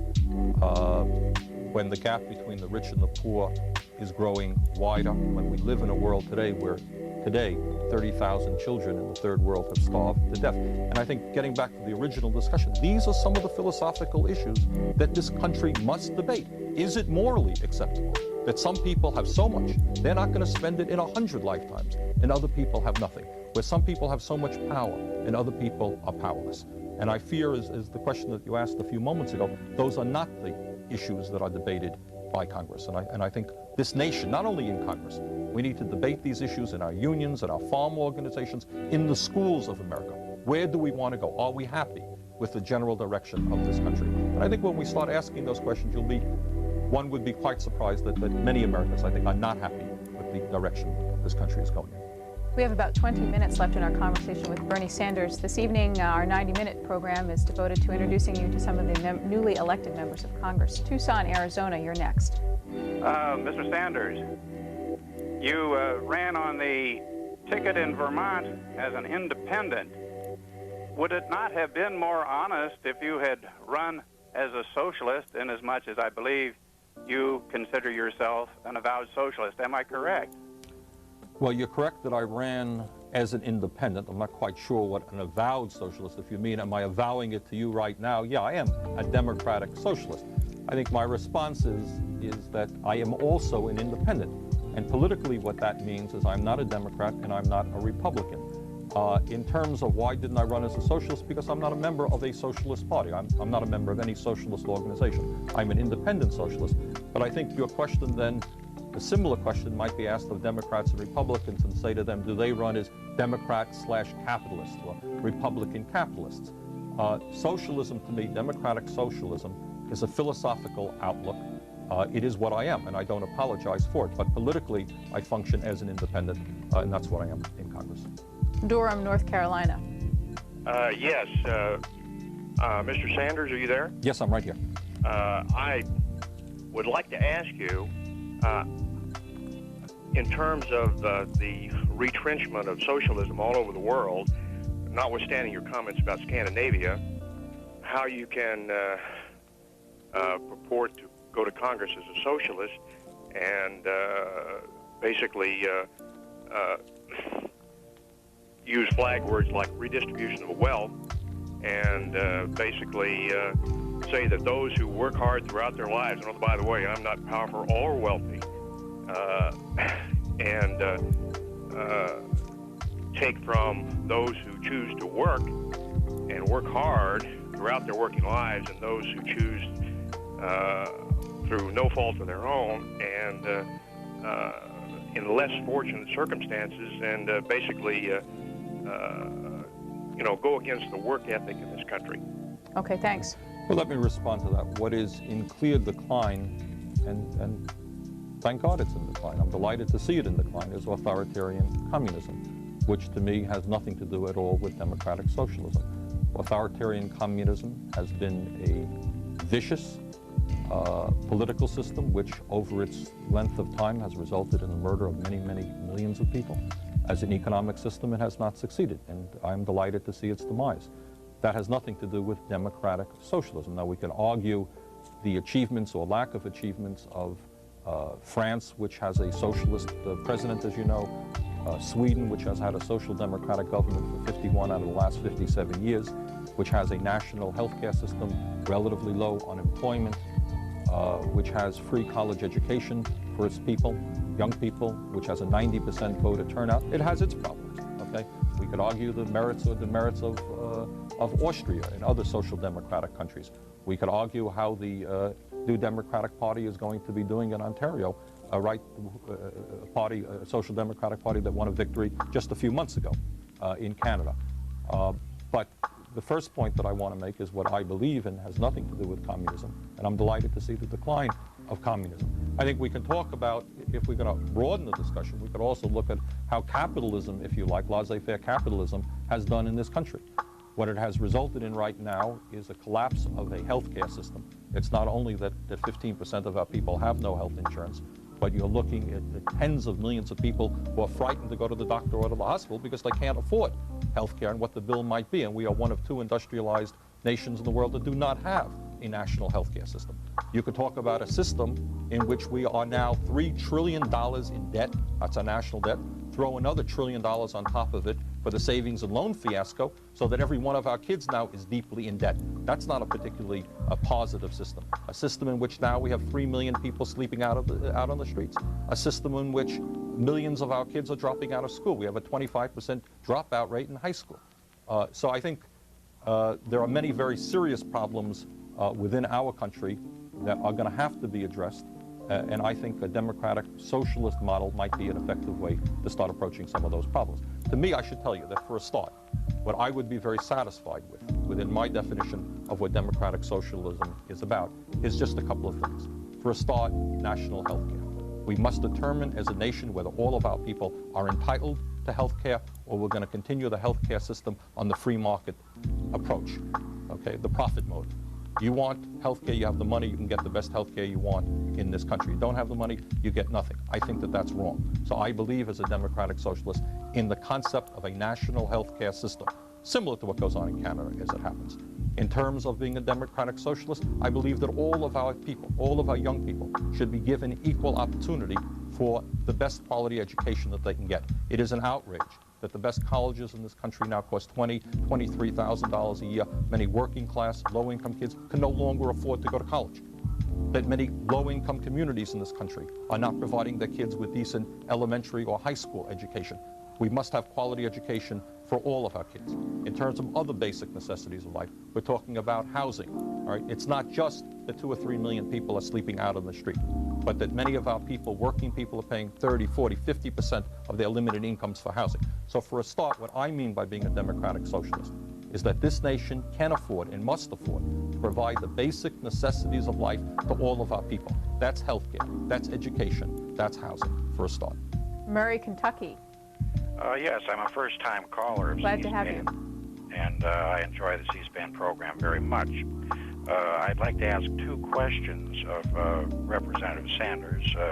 One is his opinion of whether it's fair or even proper for a panel of senators to determine the guilt or innocence of other senators' potential wrongdoing in the so-called Keating 5 hearing, whether it's proper. It's something, to me, it seems similar to a potential, an accused bank robber of being accused of being judged by potential bank robbers, you might say, okay? I haven't heard anybody bring up that point in these hearings, that whether it's fair or even proper for senators to be determining the guilt or innocence of other senators. The other question I had of Representative Sanders is, how is it different? What is the difference between a socialist and a communist as far as, is there a difference between the two? All right, thank you, sir. Appreciate the call. Yeah, I've tried to differentiate the difference in terms of the latter question. And you may have been calling in at that exact time and may not have heard the answer. Basically, communism is an authoritarian form of government which does not respect people's civil rights or right to participate in a democratic political system.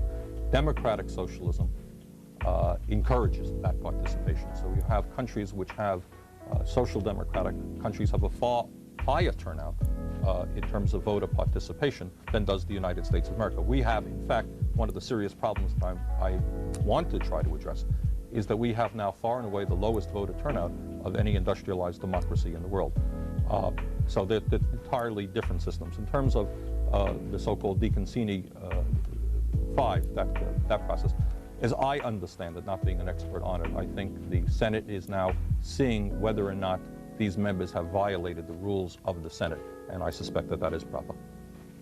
Next call comes from Rohnert Park, California. Hello, yeah, this is Bob Bancroft, and I live in Frank Riggs district, and he failed to mention that the Peace and Freedom Party got 15% in that election, so I think there's more independents out there than are mentioned.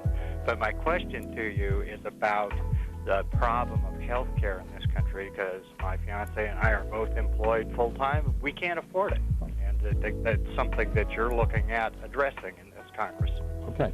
Let me be, when I campaigned for office in Vermont, there was no issue that I talked about more than the crisis in our healthcare system, the fact that it's out of control, and that we need to do what virtually the entire industrialized world is doing. We are the odd people out. Our system is considered throughout the world to be the weird and strange system.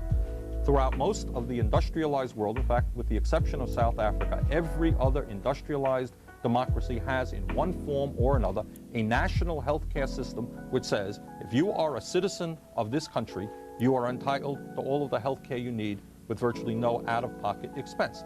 Now, the beauty of national healthcare in this country is that we can have national healthcare without having to spend more money than the current $650 billion we're spending on the non-system that is presently in existence. And the reason for that is that if you have a national healthcare system similar to what goes on in Canada, you can do away with about $70 billion in terms of billing expenses, in terms of profit-taking, in terms of bureaucracy. You go into a Canadian hospital, you give them their card, you don't get billed anymore. There aren't 50 people in the basement of that hospital figuring out whether you have Blue Cross, Blue Shield, or Connecticut General, dunning you when you're late paying the bills. You don't have people working in doctor's offices worrying about how they're going to get paid. Everybody gets paid. It's the same system. There is one insurance company. We now have 1,500 separate insurance companies. I think the very fundamental question that we as Americans are going to have to ask in terms of healthcare, do you want a healthcare system whose function is to provide the best quality healthcare to the people, to be deeply involved in preventative medicine so that we don't get sick, or do you want a system which is based on the profit motive, where a doctor looks at you and says, hey, you got a great disease. We could make at least $50,000 out of your disease, okay? And you have drug companies who are ripping off people right and left.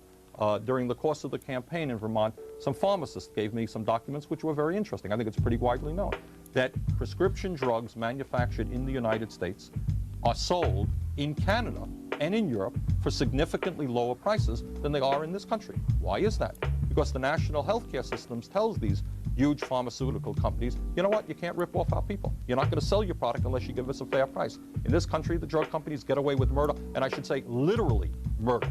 How many times I have talked as mayor of the city of Burlington to elderly people who said, Bernie, the choice I have to make is between high-cost prescription drugs or food. That is an outrage, okay? So I think the basic question is, do we provide health care to people in a nonprofit way, in a human way, or do we see it as another business in which certain people, the drug companies, the insurance companies, the AMA, and their friends, the medical equipment suppliers, are able to make tens of billions of dollars in profit? Very simple question that needs an enormous amount of debate. Our next question comes from Palmyra, New Jersey. Yes, Mr. Sanders, I had two questions. I have a slight frog here. One is with regards to our participation in the United Nations. Our country, as flawed as it is, still has a wonderful Bill of Rights and a Constitution. The UN Charter and the UN activities are not under that. They don't have writ of habeas corpus or what have you. It seems like we're going towards a new world order, which I think is sort of like monopoly statism. So we're going to have all the evils of the states put into a super state without the protections of our Constitution. Why are we being subjected to the will of a super state that doesn't have the same the protections of our own Bill of Rights? Thank you. Well, I don't think that most people, including myself, consider the United Nations to be a super state in which decisions of the United Nations preempt the individual rights of a particular country, the United States or any other country. Clearly, the function of the United Nations, and it's an enormously important body, and I hope, in fact, it gains more and more strength. We have got to finally, as we enter the 21st century, begin to understand that war is a human abomination, and that if nations have conflicts, there have got to be other ways to solve those conflicts, especially in the era of nuclear weapons and chemical weapons, other than killing each other. That means there has to be serious discussion. That means there has to be impartial bodies that help resolve disputes. So I think the function of the United Nations is to bring the countries of the world together where they can talk rather than kill, where disputes can be solved peacefully, and I very strongly support that process and the United Nations. We haven't spent much time, and I have a caller, so I can't ask you to spend too much time on this, on what you believe the proper role of Congress in the Persian Gulf question would be. I have very, very deep concerns about the direction that President Bush is taking this country. What Saddam Hussein did is clearly absolutely wrong. He has got to get out of Kuwait. He has got to free the hostages. And I have deep concerns about him and other dictators around the world having nuclear weapons or chemical weapons. I believe, however, that Saddam Hussein can be defeated and we can accomplish all of our goals without having to go to war and seeing tens of thousands of people killed and all kinds of other problems resulting because of that war. I believe that if we continue the effort to put strong economic pressure on him, diplomatic pressure, if it takes a year, if it takes 2 years, he will be defeated and we will win and the world will win all of the goals that we are fighting for. But what deeply concerns me is not only the bloodshed and the huge cost. I want the president to go on television and tell the elderly people that if you go to war and it costs $50 billion or $100 billion, Social Security is going to be cut, Medicare is going to be cut, your property taxes are going up because they're going to cut back on every program that emanates from the federal government.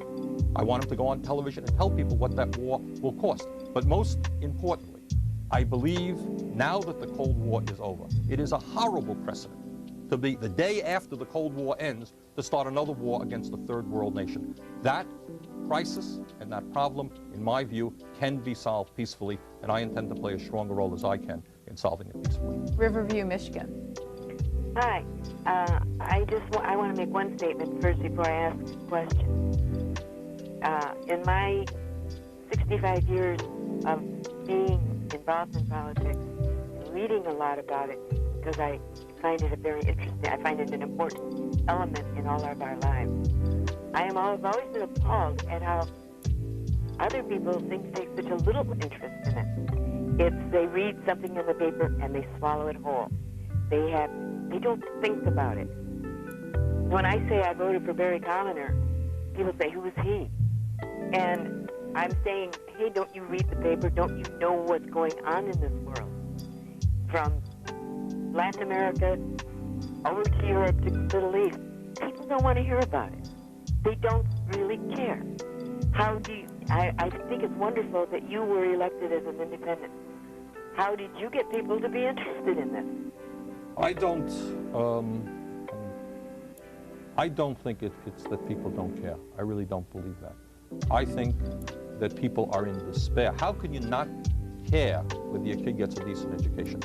How could you not care if a company that you work for throws you out on the streets and takes that job to Mexico or Asia? How could you not care about if your kid is going to get called up to go to war and get killed, or if you can't afford health care? People care. We have got to ask ourselves why it is that in Europe and in Scandinavia, 80 or 90% of the people vote. They are much more knowledgeable about the issues of the day. They talk about politics in a much more serious tone than we do in our country. Time after time, I talk to young people, students, they go to Europe and they come back and they say, oh my God, students in France know more about American politics than my fellow classmates know about. I think it has to do with two basic reasons. Number one, the fact that the two major parties do not have any real philosophical or ideological difference. So there's not a clash of ideas. And I think, second of all, the role of the media. And I want to say that I think C-SPAN, by the way, does a very good job in allowing the people a much broader understanding of what's going on in this government than was previously the case. But you have to look at the major networks. Do you think that television in general, commercial television, is at all concerned about educating or informing our people? I don't think so. The function of commercial television is to make as much money as they can for the owners of the networks and for the people who advertise. You don't see that serious debate or serious programming on the environmental crisis, on the issues of war and peace. Occasionally you do. I don't want to be 100% harsh. But I think that the media in this country, the corporately owned media, does not do a good job of telling the people that the issues of the day are far more important than the murder shows or the rape shows or the sitcom shows. And I think that has got to be changed. In Vermont, with a three-way race, what was the turnout in the state? It was pretty high. I think it was almost 60%, I may be wrong, but it was pretty high. Ventura, California. Yes, congratulations, Congressman. Thank you. And my check's in the mail for your re-election. Real quick question. On banking, next term, they want to deregulate the banks again. Right. I was wondering, if they do regulate, then should we make it so that the taxpayer doesn't have to pay any of those insured deposits? Your view. Well, I think, if you put, $5,000 in a bank, you have the right to know that it is being insured by the faith and credit of the United States government. To me, the basic issue in terms of banking is this. The money that is put in that bank belongs to the people of this country. And I think that the people should have a say as to how that money is invested. Should it be reinvested in our communities, in creating decent paying jobs? Should it be invested in affordable housing? Or should it be used for speculation and types of development projects which benefit the rich, for example? So to me, the key issue in terms of banking is to make sure that the money is used productively, that there's more democratic input into how our money is invested than is presently the case. Burlington, Vermont. Earl, I know that community. Yes, Bernie, baby. I'm calling from Burlington, Vermont. Yes, they know you too. And I want to say, I'm one of those people that voted for you. And one of my questions was, well, two of them really, was have you decided or have they told you what committee that they actually are really focusing on putting you on? And again, what the second question was, how are your feelings now being in Washington, being around the big guys who think they know everything down there and focusing on their own intentions? If you could tell me some of that, and I'll listen for your answer on the television. And again, hey, I'm glad you're there, man. Let's do it. Okay. Bye-bye. Thanks a lot. It's nice to hear from the people back home. The first question is, in terms of committee assignment, they do not make that public and will not tell any new member, until January, to the best of my knowledge. In terms of the second question, how does it feel to be around all these big guys? Well, it's pretty interesting. You see all these guys on television all the time, and now you're suddenly in the room. In fact, it was an amazing experience. My wife and I went, the president invited us to the White House with all of the new members. It was really a strange experience. You're chatting with somebody, you look over your shoulder, there's the President of the United States. So I think what is important to me is to understand that a lot of what takes place in Congress, despite what many of the leaders may think, does not have a hell of a lot to do with reality. That in fact, the people back home, and I miss, believe me, I've been here already a week and I miss Vermont, we'll be going back in a few days, is not to get sucked into this process by which Washington is defining what's important, because I think they're wrong most of the time. And my roots are in my state, and I will stay as close to the people as I possibly can.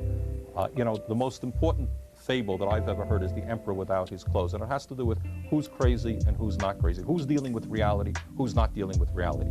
And I think in Congress here, they're dealing with billions of dollars here and tens of billions of dollars there. I think they're very often missing the point.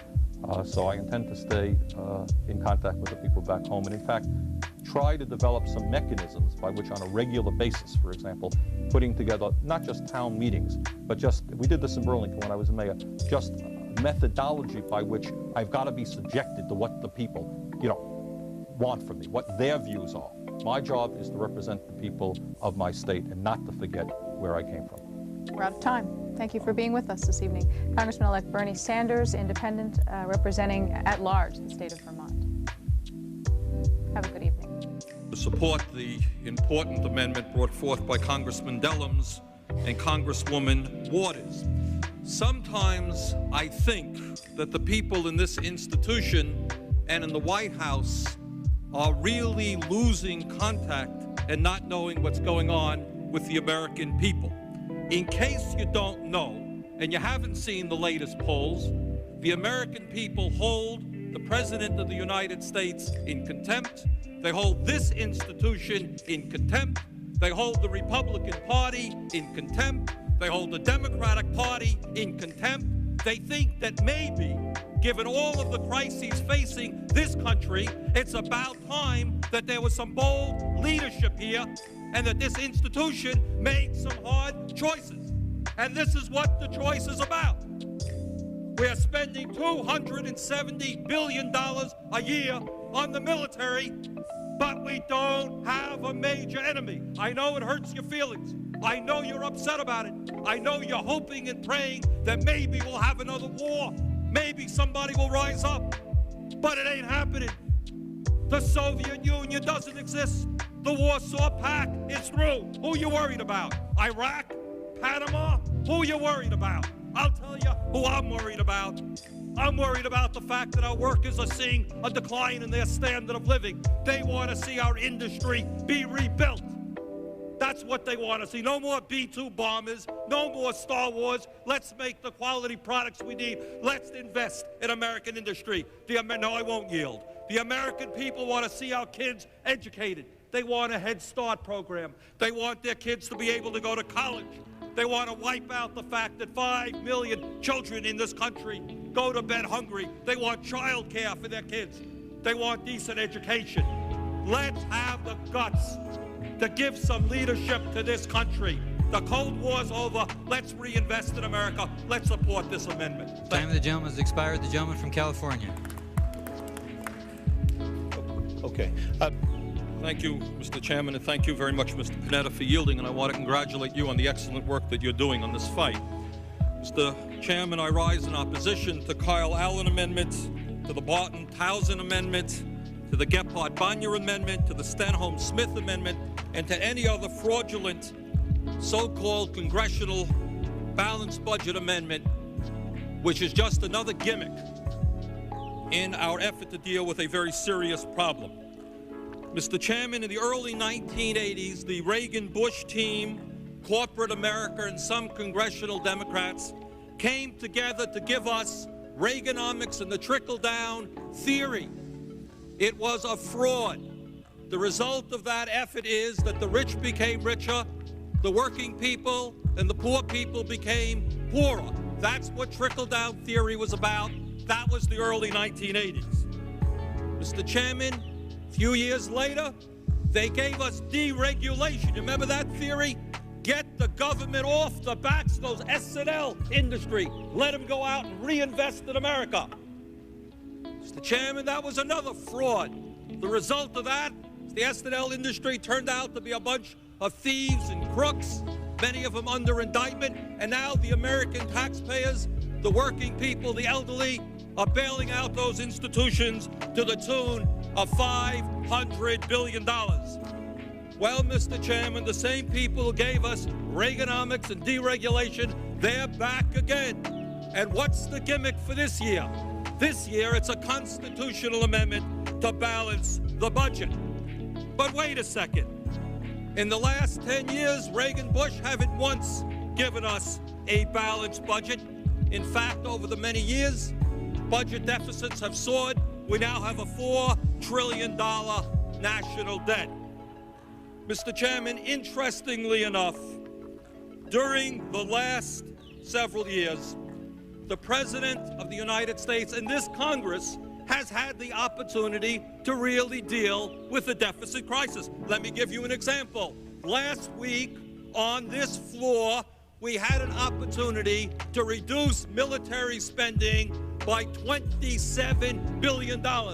No phony money here, no gimmicks, real money. You know what happened?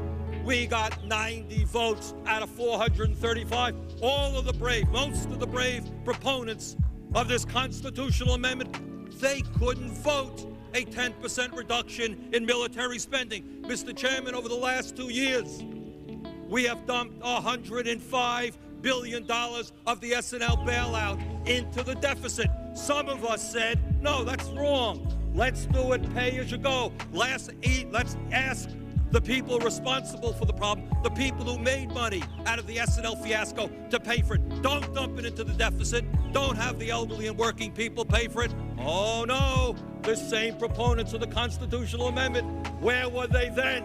Into the deficit it went. Mr. Chairman, in the last 10 years, we've given hundreds of billions of dollars in tax breaks to the richest people in this country. Their incomes have soared. Some of us have said, hey, let's ask the rich to pay more in taxes so we can deal with the deficit crisis. Where were the proponents of the constitutional amendment? They were there defending their wealthy friends. And on it goes. Now, let me tell you, and Mr. Panetta made this point, what's going to happen if this so-called balanced budget amendment passed? Where do you think they're going to get the money from? If they're not getting it from the rich, if they're not getting it from the defense, if they're not getting it from the S&L, I will tell you where they're going to get it. They're going to slash Social Security. They're going to slash Medicare. They're going to slash veterans programs. The same people who said, let's go out to war. They're going to slash those programs. They're going to slash federal aid to education. They're going to cut back on housing programs. I would ask for one more minute. Gentleman is recognized for one additional minute.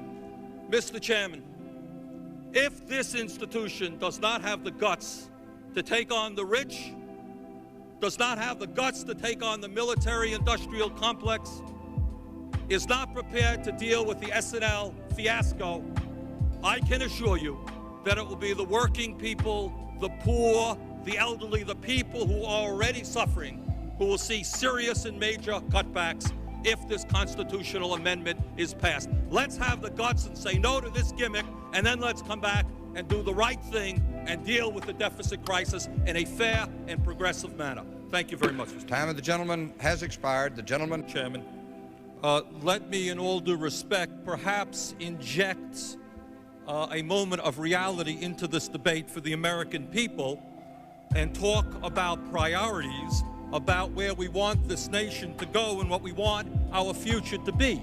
And I would suggest that those Americans who are observing this debate might be somewhat confused about the tone of the discussion. And let us, in the midst of this debate, talk about a Defense Department budget of $252 billion plus another $22 billion more in other appropriations for the military. Mr. Chairman, let us remember reality. 5 million children are hungry today. 1 million children are sleeping out on the streets. Hundreds of thousands of children lack inoculations for diseases that should have been wiped out 20 years ago. Mr. Chairman, we rank first in the world in terms of childhood poverty. 20% of our children, highest in the world, are poor. Hundreds of thousands of bright young men and women today are unable to afford to go to college because the federal government does not provide adequate funding for higher education. And today, despite the fact that the Cold War is over, that the Soviet Union, let me remind you, I guess we forgot, it's been 2 weeks since Yeltsin was here. Long time. Guess what? Soviet Union doesn't exist. Warsaw Pact doesn't exist. Despite that, the Congress and the President today have the unmitigated chutzpah to vote $4 billion for B-2 bombers. That's what we're talking about today. In other words, Mr. Chairman, not enough money available to wipe out childhood hunger. No money available, but guess what? We got $4 billion for B-2 bombers. So that's what's going on, America.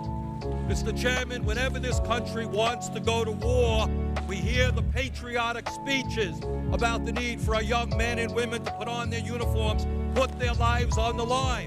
Guess what, Mr. Chairman? 2 years ago, the Congress and the President cut $3.5 billion for veterans programs. It is no secret that our VA hospitals are grossly underfunded.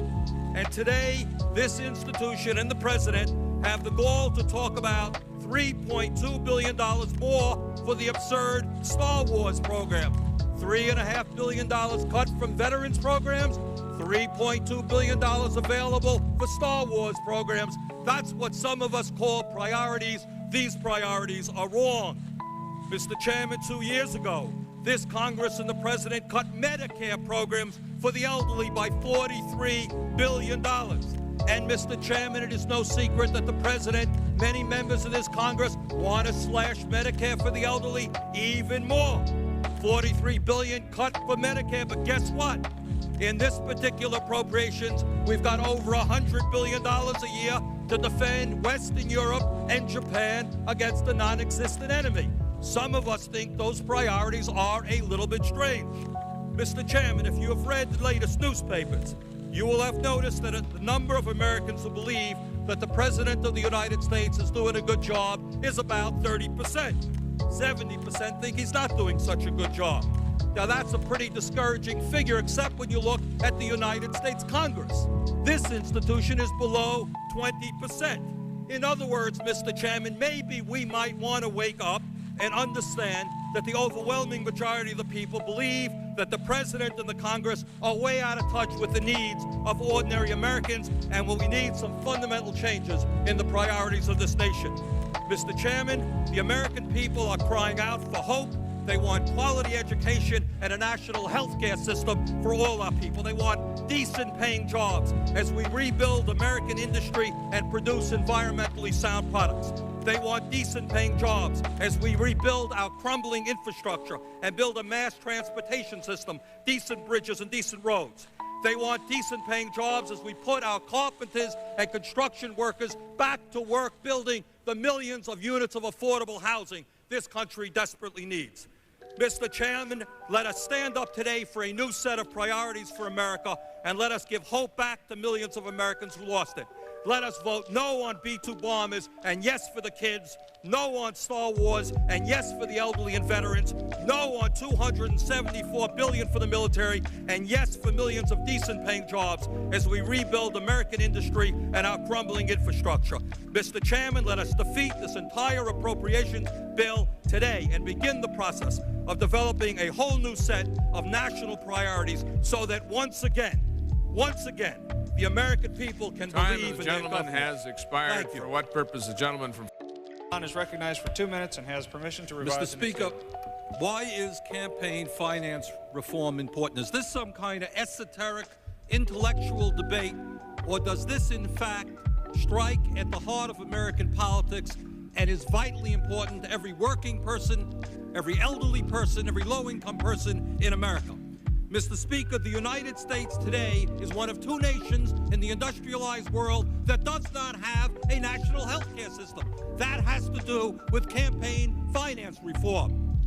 The United States today, the chief executive officers are seeing their salaries soar, and the gap between the rich and the poor grows wider. 10 million Americans are unemployed. That has to do with campaign finance reform. The system, by and large, is owned and controlled by big money interests, and the President of the United States and much of the Congress does the work of protecting the big corporations and the wealthy people who control the economic and political life of this nation. And what this whole debate is about is finally saying, let us limit the amount of money that can be spent on elections. Let us have a level playing field. That's what the debate is about. Mr. Speaker, as Common Cause has recently said, the legislation we have before us today is not perfect, but it does constitute real and fundamental reform. Most importantly, it limits the amount of money that can be spent on an election. What that means is that wealthy people and candidates who represent big money interests will no longer be able to outspend their opponents 5-1 or 10-1. Secondly, this legislation limits huge soft money contributions from both political parties. Mr. Speaker, for those of us who are concerned about national health care, this legislation limits the amount of independent contributions from the AMA, from the insurance companies, from the pharmaceutical companies. Mr. Speaker, this is not a perfect piece of legislation, but as Common Cause says, it is major reform. Let's support it. The only independent in the Congress, what I would like to do is touch on a few thoughts that my Republican and Democratic colleagues often choose not to address. There are a lot of very, very important issues which Congress discusses every week, but somehow or another, we seem not to talk about some of the most important issues facing the American people. The first issue that I would like to talk about is heightened by an article which appeared in the February 5th Washington Post National Weekly Edition. And the article touches on an issue which I think all of us in this country should be very concerned about, and that is the quality of American democracy and to what degree we in America remain a vibrant democracy. Mr. Speaker, all of us should be deeply concerned, no matter what our political persuasion is, that in November 1994, when the so-called Republican Revolution took place and Mr. Gingrich became Speaker of the House, all of 38% of the American people voted in that election. 62% of the American people did not vote. The vast majority of low-income Americans did not vote. young people in large numbers did not vote. Working people did not vote. What does it mean, Mr. Speaker, when in Europe, in Scandinavia, and in Canada, and in other industrialized democracies, 60, 70, 80% of the people come out to participate in the political process, but in the United States of America, we have a major national election of great consequence.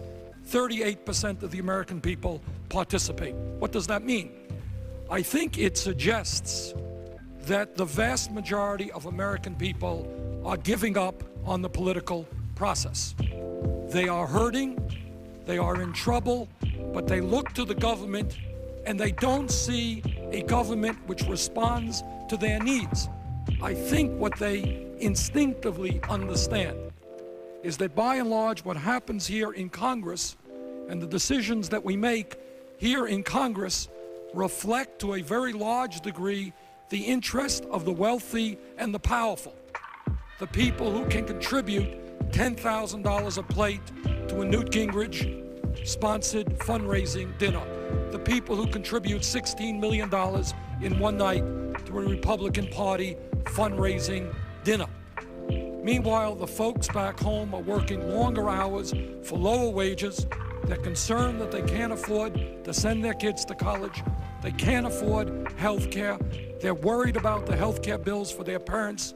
They're deeply worried, and they look to Congress, and essentially what they see is a Congress which represents the interest of the wealthy and the powerful and forgets about the needs of the middle class and the working people of this country. Mr. Speaker, in the article in the Washington Post on February 5th, their national weekly edition, there is some information that they received from a national poll which should be of major concern to all Americans, regardless of their political persuasions. And let me quote a little bit from that article, and I quote, "To measure how much Americans know about politics and the political system, the Washington Post, the Kaiser Foundation, and Harvard interviewed 1,514 randomly selected adults in November and December.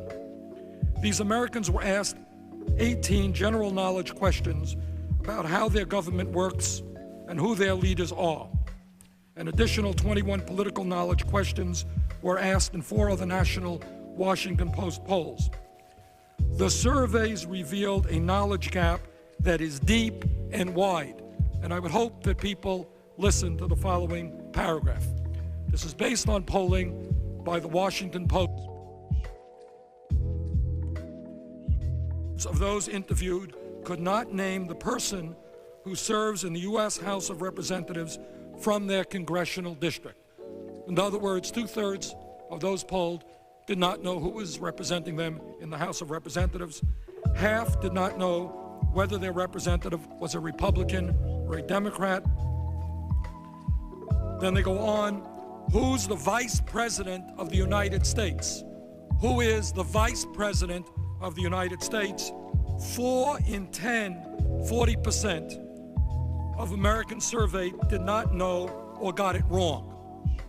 40% of the American people did not know the name of the Vice President of the United States. It goes on, 2 out of 3 could not name the Majority Leader of the U.S. Senate, Robert Dole, who will be likely a candidate for president. Nearly half, 46%, did not know the name of the Speaker of the U.S. House of Representatives, Newt Gingrich, and on it goes.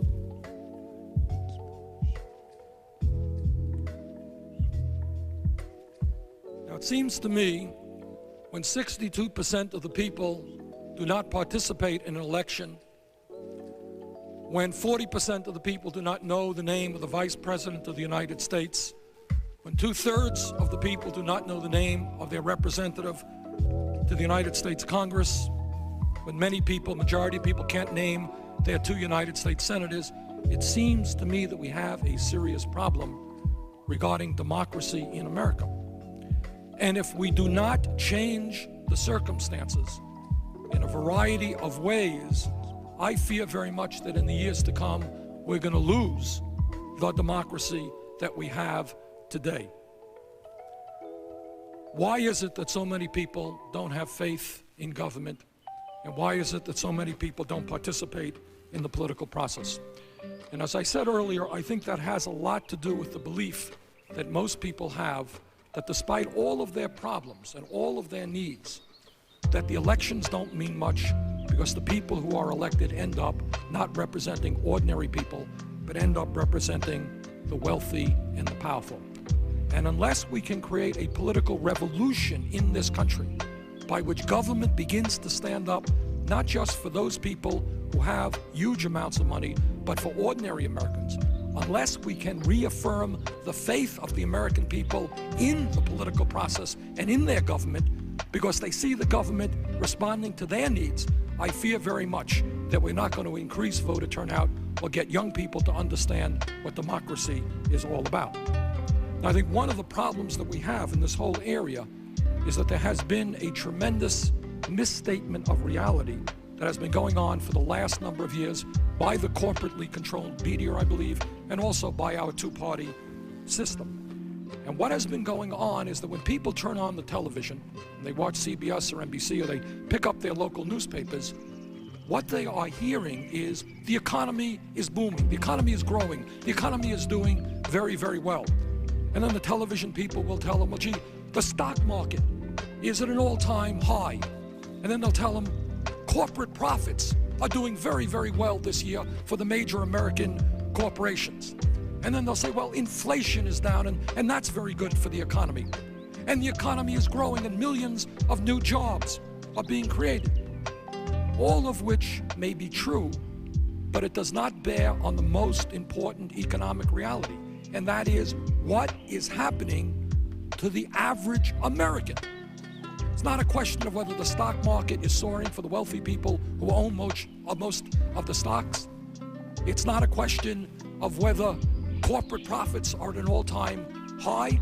The question is what is happening economically to the average American. And the corporate-controlled media, and I think to a large degree there are exceptions, the two political parties represented here, have not addressed that issue. And that reality is that for the average American, for the middle-class American, the economy of the United States is in a depression-like situation. And I use that word advisedly. The reality is that since 1973, 80% of all American families have either seen a decline in their incomes, decline in their standard of living, or at best, their incomes have remained stagnant. Now, if 80% of American families are seeing a decline in their standard of living, or at best, economic stagnation, how can anybody with any sense of integrity talk about a growing or dynamic economy? For the middle class of America, we are in the midst of a major depression. Now, when I go back to Vermont, and I go back to Vermont almost every weekend, and I talk to the people throughout my state, we hold many town hearings on what's going on here in Washington. We talk to people, and what do we find? And I don't think Vermont, by the way, is terribly different from the rest of the country. What we find for our dairy farmers in the state of Vermont, our small farmers, they are working 60, 70, 80 hours a week. Their income is declining, and many of them are being forced off the land. What we find is for many of our working people, they no longer work one job at 40 hours a week. Forget about that. That's ancient history. Nobody works one job at 40 hours a week. What you have to do now is work 2 jobs, on occasion 3 jobs, in order to bring home the income that your family needs to survive. Mr. Speaker, 20 years ago, American workers were the best compensated in the world.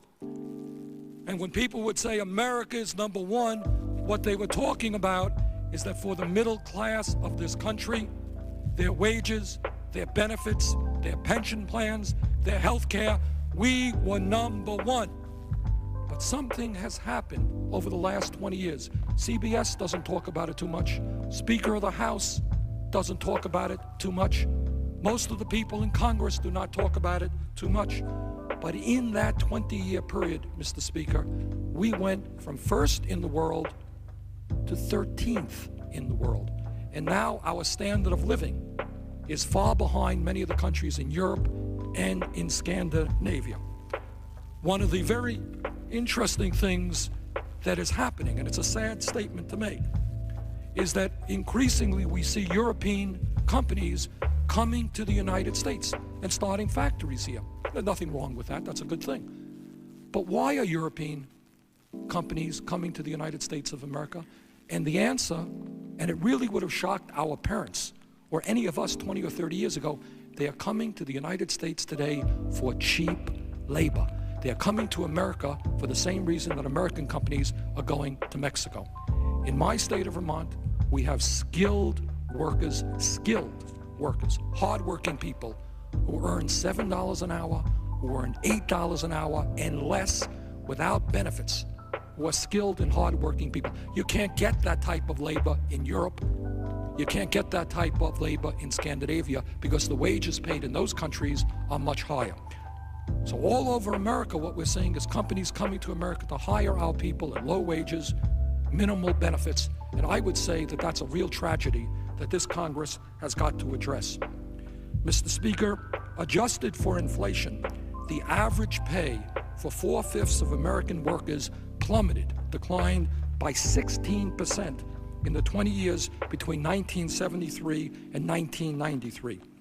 In 1973, the average American worker earned $445 a week. 20 years later, accounting for inflation, that worker was making $373 a week.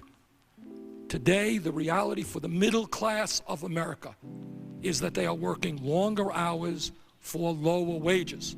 So despite what CBS or NBC or the New York Times may tell us, the reality is that for ordinary Americans, we are in the midst of a severe depression. How many women all over this country who would rather, we hear a whole lot of discussion about family values here, and many of us believe that if a woman wants to stay home, and many women do not, and that's fine, but if a woman wants to stay home with her kids, she has the right to do that. But what we're seeing in this country now are millions of women forced to join the workforce because their family cannot make it with one breadwinner. And I think that that's pretty unfortunate. Just the other day, just last week in Burlington, Vermont, my hometown, I talked to a woman who said that between her and her husband, they are receiving 8 separate sources of income. Both of them are working different part-time jobs. They have one kid. They very rarely have a chance to have the whole family together. That's happening all over America. Husbands don't see wives. Wives don't see husbands. People don't see their parents, don't see their kids together. This is a tragedy, and it's a tragedy that the United States Congress must address. Now, Mr. Speaker, as bad as the situation is for middle-aged, middle-class workers, there's another phenomenon going around and going on that deserves a whole lot of discussion. As bad as it is for middle-aged folks, it is far, far worse for young workers. And this is pretty scary stuff. And when we ask why the average American is angry, or why the average American is nervous or anxious, it's not just that he or she is working longer hours for lower wages. That's pretty bad. But they're terribly worried about what's going to happen to their kids. And I speak as somebody who has 4 kids. What is happening is in the last 15 years, the wages for entry-level jobs for young men who are high school graduates has declined by 30%, 30%. For young women, it has declined by 18%. Wages have also, entry-level jobs for college graduates has also declined for men. What about young families? Families headed by persons younger than 30 saw their inflation-adjusted median income collapse by 32% from 1973 to 1990. What the result of that is many young people are not getting married. They can't afford to get married. Young families are not buying their own homes. They can't afford to buy their own homes. Most of the new jobs that are out there are not paying working people a decent wage. Very often they're in the service industry. They're flipping hamburgers at McDonald's. They're working in a ski resort. They are not jobs that are allowing people to come into the middle class. Mr. Speaker, the dream of America, and what the American dream is about, it's a dream that my parents had. My father came to this country from Poland without a nickel in his pocket, and our family never had much money. But the dream of what America is about is that as parents, you work hard, you're prepared to sacrifice so that your kids can do better than you did, so that your kids will have the opportunity to have the education that you never had. And I think one of the areas of anxiety and panic that so many middle-class families are feeling now is not only what's happening to them, it is the great, great worry as to what is going to happen to their kids. And it's not just the kids who don't go to college, it's even the college graduates as well. Mr. Speaker, we are creating so many low-paying jobs that right now Americans at the lower end of the wage scale are now the lowest paid workers in the entire industrialized world. That means if you look at what goes on in Europe, what goes on in Scandinavia, many other countries, what you're seeing now is that American workers at the low end are now, if you can believe it, the lowest paid workers in the entire industrialized world, and I think that that is quite unfortunate. Mr. Speaker, the majority of new jobs in this country today pay only $6 or $7 an hour.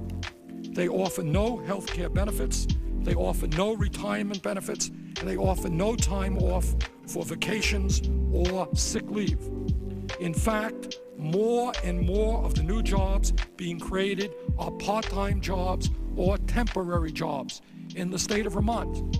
I hear from people who say, well, I have to go out and have 2 20-hour jobs because the local grocery store is not hiring anybody at 40 hours anymore. They hire 2 people at 20 hours so that they don't have to pay benefits or provide health care or any other type of benefits that a full-time employee might receive. Many employers now consider 27 hours a week full-time jobs. In 1993, if we can believe this, 1/3 of the United States workforce was comprised of quote-unquote contingent labor. The largest employer in the private sector today is not General Electric, it's not General Motors, but it is Manpower Incorporated. So more and more of our workers are having to go out and find a job for 2 months, they're finding a job for 3 months, but they are not having any security on the job. They are not moving up the ladder.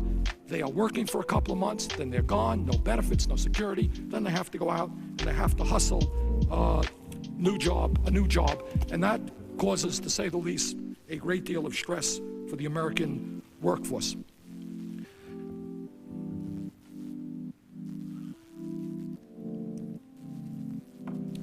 Mr. Speaker, when we talk about why wages are in decline in the United States and why the new jobs that are being created are primarily low-wage, part-time, temporary jobs, one of the reasons for that, of course, is the major decline in manufacturing jobs in America and the major decline in middle-level white-collar management jobs as well. In the past 10 years, the U.S. lost 3 million white-collar jobs. 1.8 million jobs in manufacturing was lost in the last 5 years alone. There is a wonderful word that is out there now in the American vocabulary, and that word is downsizing. Corporate America doesn't even have the guts to use the word firing anymore, but they're using the word downsizing. All over this country, in virtually every major American corporation, we're seeing massive layoffs at a time, I should mention, when corporate profits are at an all-time high. Mr. Speaker, 5 companies alone, Ford, AT&T, General Electric, IT&T, and Union Carbide, laid off over 800,000 American workers in the last 15 years. While decent-paying jobs continue to disappear, The number of involuntary part-time workers tripled between 1970 and 1993. Mr. Speaker, there have been studies that have been done which have shown, if you can believe this, a correlation between the compensation that the CEOs for the largest corporations in America receive and the downsizing that they do. It appears that it is a wonderful thing to be rewarded that the heads of AT&T and the other large corporations are throwing hundreds of thousands of American workers out on the street, and in return, what they get are very large bonuses, increases in salaries, and very positive and beneficial stock options for them. The more workers you can throw out into the street, the more money you make. And I think this is a very sad statement about the culture of corporate America at the present time. Mr. Speaker, when we talk about stress and when we talk about anxiety, clearly one of the reasons is a very simple fact. The average American today is working far harder and far more hours than was the case just 20 years ago.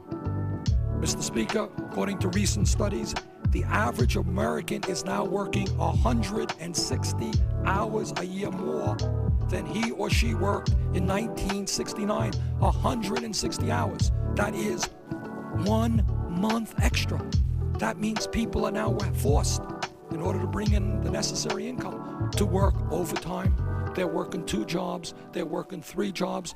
Women are now forced to go out into the workforce. The number of Americans working at more than 1 job has almost doubled over the last 15 years. Now, it's important, again, to reiterate the kind of jobs that are being created. President Clinton and President Bush before him and Reagan before him, they touted the growth of millions and millions of new jobs. Well, they're right. Millions of new jobs are being created. But what kind of jobs are they? Are they jobs that people can work at and become members of the middle class? Or are they jobs that people work at and after 40 hours of work, they're further behind the 8 ball than when they started? Mr. Speaker, between 1979 and 1987, there were over 4.4 million jobs created. That's pretty good. 4.4 million jobs. And that's the information that we see in the newspapers, that we hear on television. Millions of new jobs being created. That's the good news. But what's the other side of that equation? Of that 4.4 million new jobs being created between 79 and 87, 3.6 million of them were at poverty-level wages. So what you're having is new jobs being created, but unfortunately, the vast majority of them are at poverty-level wages. Mr. Speaker, as I mentioned earlier, we now have the dubious distinction of being the country in which our low-wage workers are now poorer than in any other country in the industrialized world. Mr. Speaker, in addition to that, if parents and working people cannot earn a decent living, how are they going to take care of their children? And the answer is, they are not. One of the areas that we should be terribly ashamed of, and I fear that Republican policies are only going to make a disaster even worse, is that 22% of our children today live in poverty. We have by far the highest rate of childhood poverty in the industrialized world. We have some 5 million children who go hungry every single day. Now, Mr. Speaker, I've talked for a moment, actually for more than a moment, about what's going on to the middle class and the working people of this country. But there is another reality out there. And that, while the middle class is shrinking, while more and more workers are receiving poverty-level jobs, there is another reality that is taking place. And it's a reality that we don't talk about enough on the floor of the House, and it's a reality that we don't hear about on television virtually at all. And that is that today, at the same time as the United States has by far the highest rate of childhood poverty in the industrialized world, we also have the by far, the most unequal distribution of wealth in the industrialized world. I know we're not supposed to talk about that. That's something that's kind of a little bit dirty. We're not supposed to talk about that here in the Congress.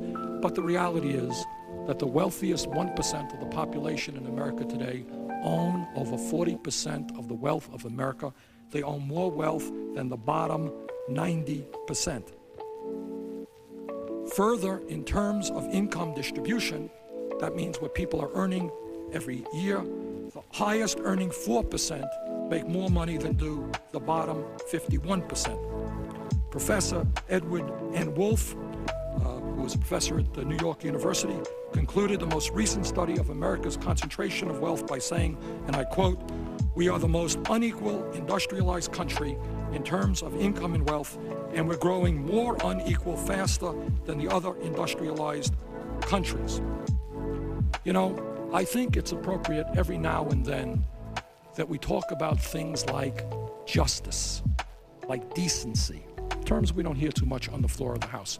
And we've got to ask ourselves some basic question. Is it just, is it right that the wealthiest 1% of the population in America owns more wealth than the bottom 90%? Is it appropriate to be seeing in our economy today a significant increase in millionaires and people on top, while at the same time more and more people are forced to work for poverty-level jobs? Mr. Speaker, during the 1980s, the wealthiest 1% of families saw their incomes rise by 80%.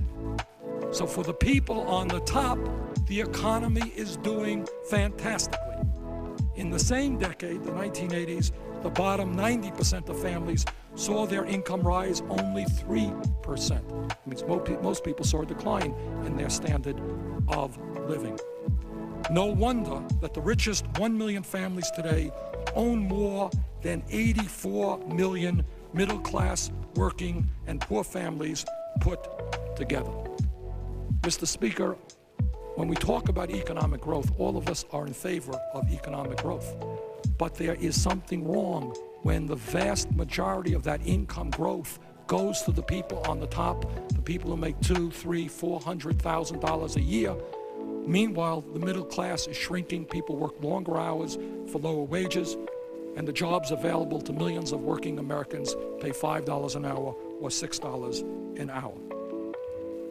Mr. Speaker, there is another issue that really needs to be addressed because I think it really smacks of obscenity, and that is that in 1980, the average CEO in America, the corporate, the chief executive officer of a major corporation, that CEO earned 42 times what the average factory worker earned.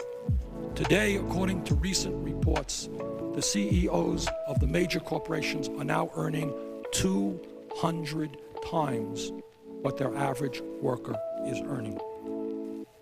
Just this last year, a report that I saw indicated that the compensation, that's salaries, bonuses, stock options, for the major CEOs went up by over 23%. Meanwhile, workers were getting a 2 or 3% increase in their income.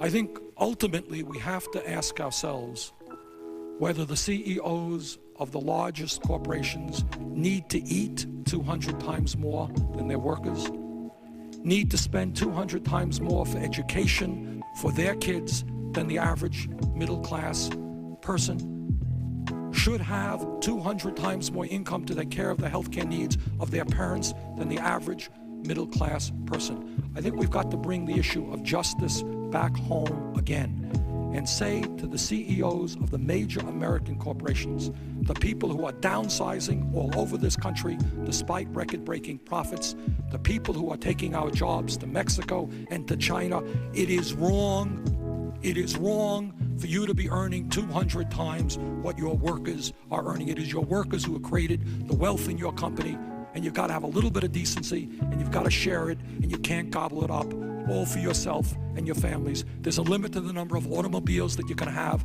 limit to the number of cars that you can have. The working people of this country, the middle class of this country, they also have a right to have health care for their kids and their parents. They also have a right maybe to go on a vacation every once in a while. They have a right to send their kids to college also. And the fact that we have such a grotesquely unfair distribution of wealth and income is an issue that this Congress must address, and it has to address. Mr. Speaker, one of the areas that has been discussed a great deal lately is taxation. Taxation. Everybody wants tax reform. I would just simply point out that according to a study conducted by the House Ways and Means Committee, the top 1% of taxpayers saved an average of $41,000 in 1992 over what their taxes would have been at 1977 rates. In other words, one of the scandals that we have seen as a result of the tax reforms of 1977, 81, and 86 is a major cutback in the tax rates of the largest, the wealthiest people in America and the largest corporations. In fact, if 1977 individual federal tax rates had still been in effect in 1992, the nation's wealthiest 1%, just the top 1%, would have paid $83.7 billion more in taxes, which is about 1/2 of the federal deficit today. So maybe Mr. Gingrich and his friends would not have had to propose slashing Medicare, Medicaid, education, environmental protection, veterans programs, the needs of our littlest kids. Maybe they wouldn't have had to propose that if the wealthiest 1% of our people whose incomes are soaring had paid, or able to pay, had paid their fair share of taxes. Mr. Speaker, let me chat for a moment about some suggestions that I and other members of Congress are making. I'm the chairman of the House Progressive Caucus, which now has 51 members. And the Progressive Caucus has been attempting to lead the effort with success against the disastrous policies of the contract with America and Mr. Gingrich's Republican Party. But more than that, we are attempting to come up with sensible solutions that would allow the middle class of this country to expand, to grow, rather than to see it shrink. So let me, if I might, just suggest 6 or 7 areas that I think this country and this Congress should be moving forward in.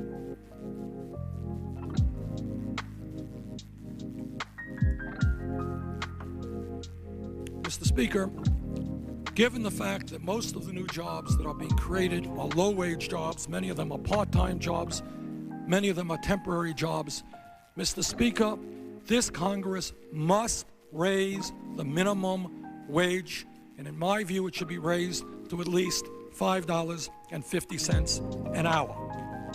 Mr. Speaker, the current minimum wage of $4.25 an hour is, in terms of purchasing power, 26% less than it was 20 years ago. In other words, our minimum wage workers today are far poorer than was the case 20 years ago.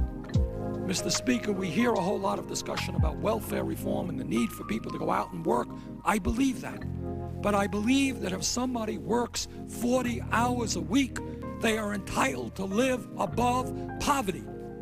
And I don't think that people are making it at $4.25, $4.50, or $5 an hour without benefits. You can't raise kids on those wages. So I think that given the fact that the minimum wage in terms of purchasing power has declined by 26% over the last 20 years, we have got to have the courage to raise the minimum wage. And in my view, it should be raised to at least $5.50 an hour. And what is happening around this country, because of the failure of Congress to act, a number of states, including the state of Vermont, are themselves unilaterally trying to raise the minimum wage, and I applaud that effort. But the truth of the matter is, the best way for it to be done is it should be done in 50 states in America, not in 5, not in 10. Let's do that. Let's raise the minimum wage here in Congress to at least $5.50 an hour. Mr. Speaker, the second area that I think we need to take a hard look at is creating jobs right here in America rather than continuing to defend Europe and Asia against a non-existent enemy.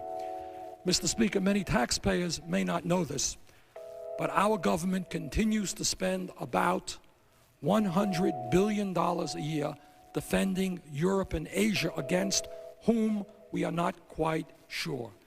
It seems to me that we should take that $100 billion, bring it back home to rebuild both the physical and human infrastructure of the United States of America. We can put a heck of a lot of people back to work doing meaningful work, rebuilding our roads, our mass transportation, our bridges, our schools, our libraries. In terms of human needs, we can save a whole lot of misery by hiring qualified people in terms of disease prevention, getting people out working against smoking, against teenage pregnancy, against AIDS.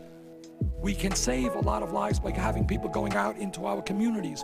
We should be putting more money into Head Start, not less money, hiring more people for childcare, not cutting back on those important areas. So it seems to me that rather spending $100 billion a year defending Europe and Asia, bring the money back home, put our people to work, making this country a richer country, improving our physical and human infrastructure. Mr. Speaker, there is another area that needs to be discussed, which gets relatively little discussion on this floor, and that is our current trade policy.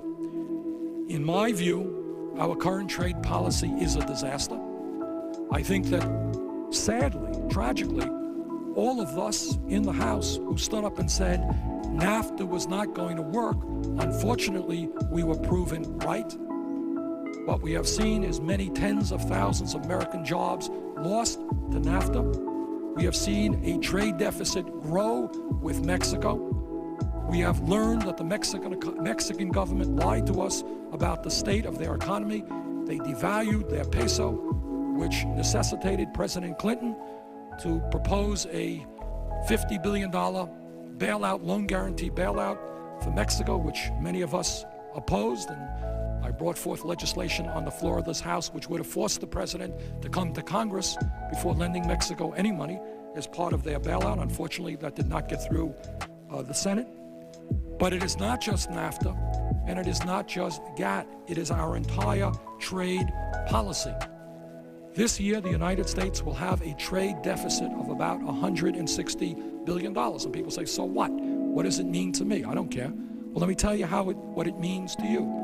Economists estimate that if a company were to develop a plant in the United States that produced $1 billion of exported $1 billion of product, on average, that company would be hiring 20,000 American workers at decent wages. And what that means is that when you have a $160 billion trade deficit, when you are importing $160 billion more in goods and services than you're exporting, that equates to the loss of 3 million decent jobs. Mr. Speaker, just this last weekend, I was at a mall in Vermont, and I was just looking around at the goods that were available, and went into one of the stores where they were selling televisions and VCRs, went into another store where they were selling clothing.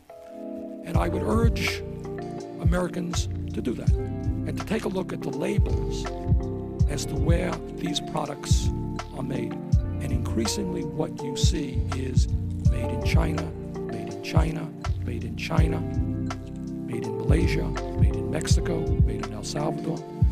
What is going on is that major American corporations have basically deserted the United States of America and taken their factories to very desperate third world countries where people have to work for horrible wages. I remember several years ago going to Mexico as part of the NAFTA debate and going into a factory there where it was a very state-of-the-art factory, a very sophisticated modern factory. Most of the people there were women who were working, hard-working, good people. They were earning $1 an hour. And then we left the plant and we walked about a quarter of a mile down the road to see where those folks were living. And where they were living was in shacks, often without running water, often without electricity.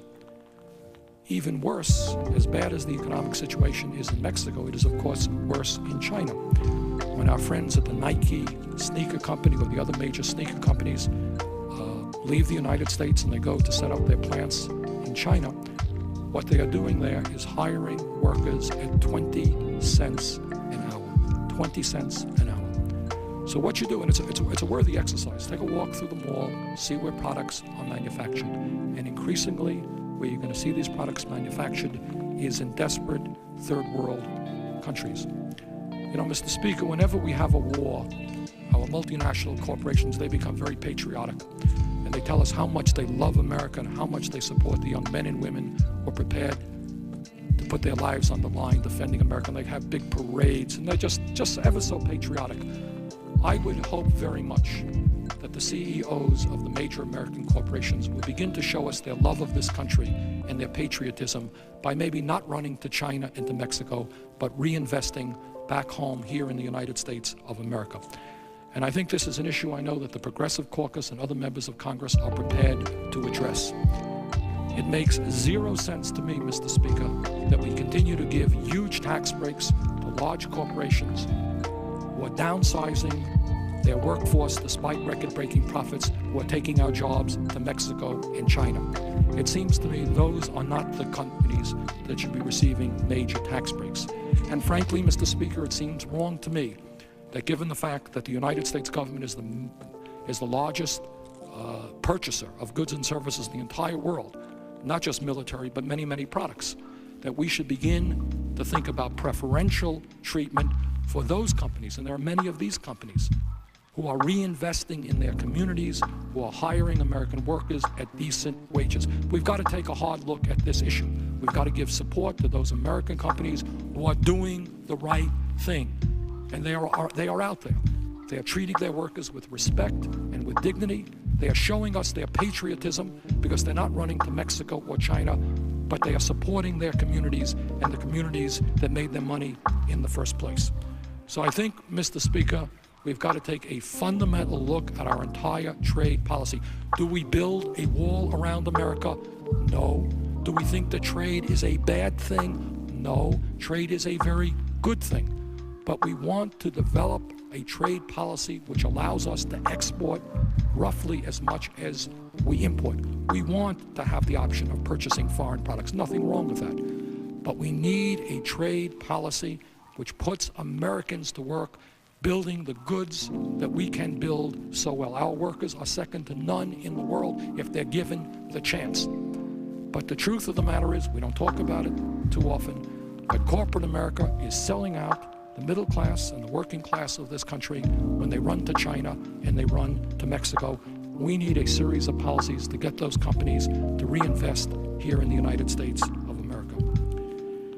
Mr. Speaker, there's another issue which I am working on, some other members of Congress are working on, that needs to be addressed, and that is that when we try to understand why the standard of living of working people has declined, when we try to understand why the middle class is shrinking, it is important to understand the correlation with the decline in the standard of living of working people and the decline in the trade union movement in America. And it seems to me that if working people are going to get justice, if working people are going to earn decent wages at the place that they work at, if working people are going to get decent representation here in Washington or in their state capitals, it is important for the United States Congress to develop policies which allow working people to join unions if that is what they want to do. And Mr. Speaker, there are a whole lot of workers who don't want to join a union, and that is their right, no question about it.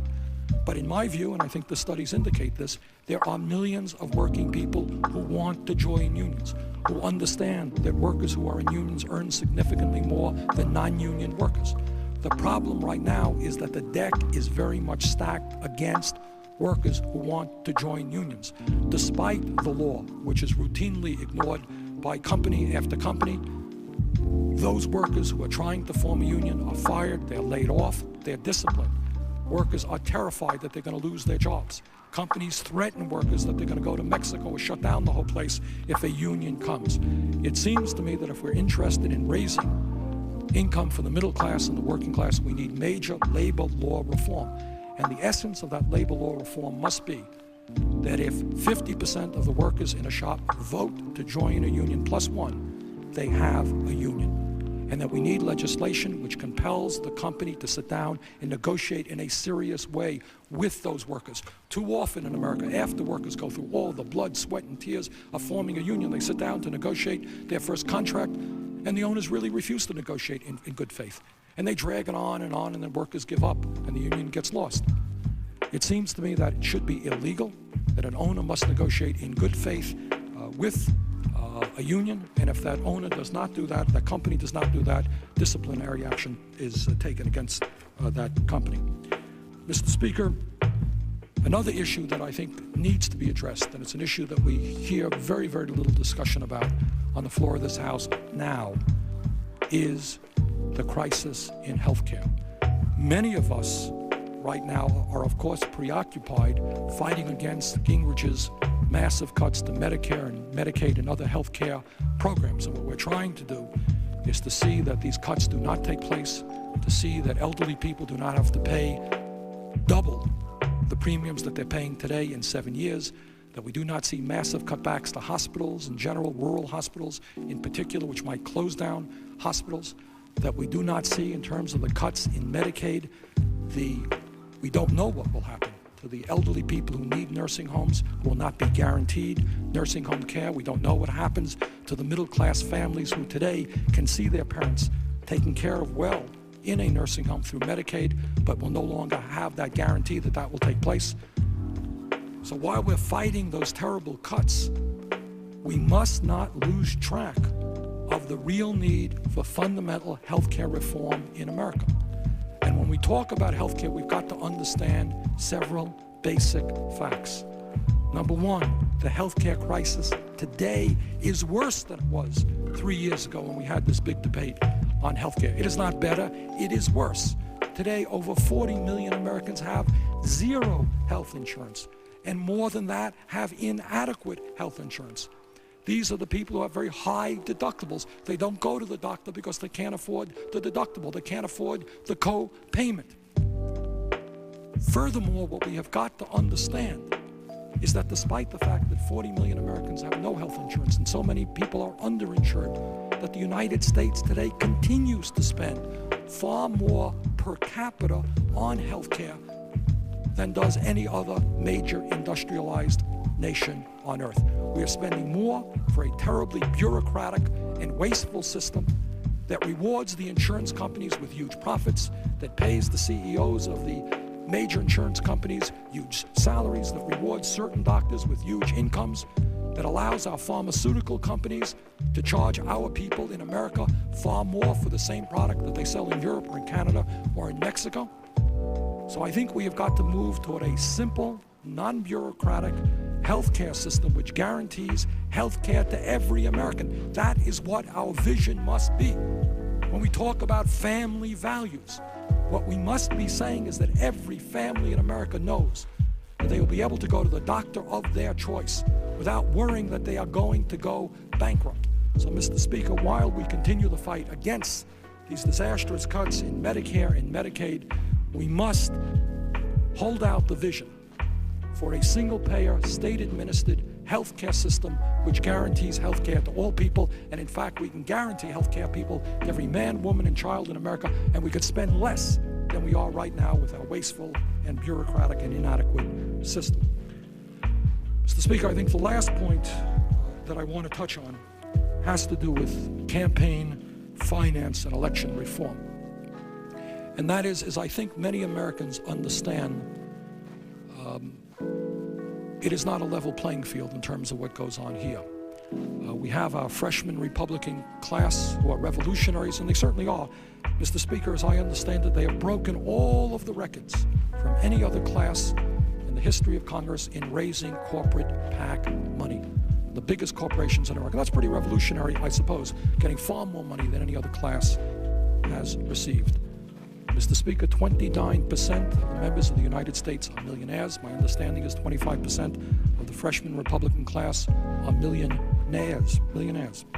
And it seems to me, Mr. Speaker, that if we do not want to convert the House of Representatives, the people's body, into a House of Lords, we need some pretty fundamental campaign finance reform, which takes away the ability of big money interest to continue to dominate what goes on here in the Congress. Let me just briefly touch upon some of the issues that I think must be addressed in any serious campaign finance reform legislation. Number one, we've got to revisit the issue of very, very wealthy people being able to buy elections. I have nothing personally against Steve Forbes or Ross Perot or anybody else, so it's not a personal criticism of them. But I really think it is unfair that people who just are born or perhaps made hundreds and hundreds of millions of dollars, that they have the freedom to get up and say, well, you know, getting boring, you know, I'm middle-aged, tired of my business career. I think, dear, that I'm going to run for president of the United States. Why not? Let's take out $25, $50 million out of the old checking account. No problem. We're worth $1 billion. We're worth $500 million. And guess what? We'll break the monotony. We'll run for president of the United States. Gee, that must be a lot of fun. So I have nothing against Steve Forbes or Ross Perot. They're fine people. But I think that we have got to create a situation in which every American who has the ability should be able to run for president of the United States, should be able to run for the Senate, should be able to run for the House, should be able to run for governor, and not just millionaires. And what we're seeing is not just on the presidential level. Don't kid yourself. More and more people who are running for the United States Senate or running for the United States House of Representatives are millionaires. The leadership of both parties is soliciting those people. It's pretty easy. You don't have to worry about raising funds for these guys. They're millionaires. They'll pay for it themselves. And we're seeing this also not only here in Washington, you're seeing it at state capitals as well. Millionaires. Millionaire became governor of Louisiana not so long ago. And that is the pattern. Is that what we want for America? Is that what people fought and died for, to defend democracy for, that we end up having people with huge amounts of money running the government? I don't think so. I don't think that's right. So I think we want to revisit Buckley versus Vallejo, the very wrong-headed Supreme Court decision, which basically said, gee, millionaires and billionaires have a constitutional right of freedom of expression to buy elections. I think that's wrong, and I think either through a constitutional amendment or perhaps rethinking on the part of the Supreme Court, we've got to revisit that issue. Wealthy people should not be able to buy elections. Second of all, if we're talking about fairness in elections, the most important issue is to limit the amount of money that can be spent in an election. And we can argue whether for a House race that should be $400,000, $500,000, or $600,000, but that is the most important thing. If somebody has $2 million, somebody has $100,000, the guy with the $2 million is going to win the vast majority of the time, no matter how good or bad that person may be. So we want to limit the amount of money that can be spent. And thirdly, we want to make sure that the money itself is not coming from wealthy, powerful interest, but from ordinary people. And I think what we probably want to do is have a combination of small contributions balanced off against public funding of elections, so we don't have to have spectacles of the Republican National Committee, I guess it was, holding a fundraiser in Washington, D.C., and on one night raising $16 million. Or Mr. Gingrich going around the country at $10,000 a plate fundraisers. And in fairness, it's not just the Republicans who do this. The Democrats do it as well. And I think we want to end that type of politics. Mr. Speaker, I would simply conclude my remarks by suggesting that this country faces some serious problems. There's no question about that. But I think those problems are solvable.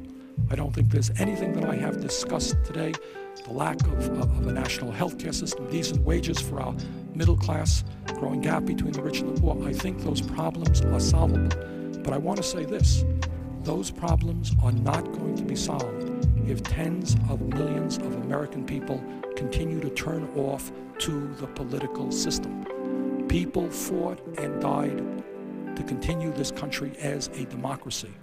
And we are insulting those people when we say, oh, politics, that's all crap, they're all crooks, I'm not going to get involved. Wrong. And I want to say this also, that there are people in Congress and in government who really don't want ordinary Americans to vote and to participate in the political process. Because if you only have a small number of people who are voting, as in the last election, where we had 38% of the people, then big money can dominate what goes on if ordinary people, the middle class, does not participate. So let me simply conclude by saying this country has serious problems, but they are solvable problems. We can create policies by which the middle class will expand rather than shrink. We can create policies by which we don't have a $160 billion a year trade deficit. We can create policies which move us toward a balanced budget in a fair way by dealing with corporate welfare and defense spending rather than slashing Medicare and Medicaid. We can improve education in this country and make college affordable for every middle class and working class young person. We don't have to continue to have by far the highest rate of childhood poverty in the industrialized world. We can address those issues, but we will not address those issues unless ordinary people begin to stand up and fight back and make the effort to reclaim this government which belongs to them. It does not simply belong to the millionaires and billionaires who have used this government for their own interest. It belongs to ordinary Americans, middle class, and the working people of this country. So I hope, Mr. Speaker, that we can see a reinvigoration of democracy in this country, serious political debate about how we can improve life for the vast majority of our people. That is my hope, and I think if people do that, we're going to see some really good changes in this country. I thank you, Mr. Speaker, and I yield back the balance of my time.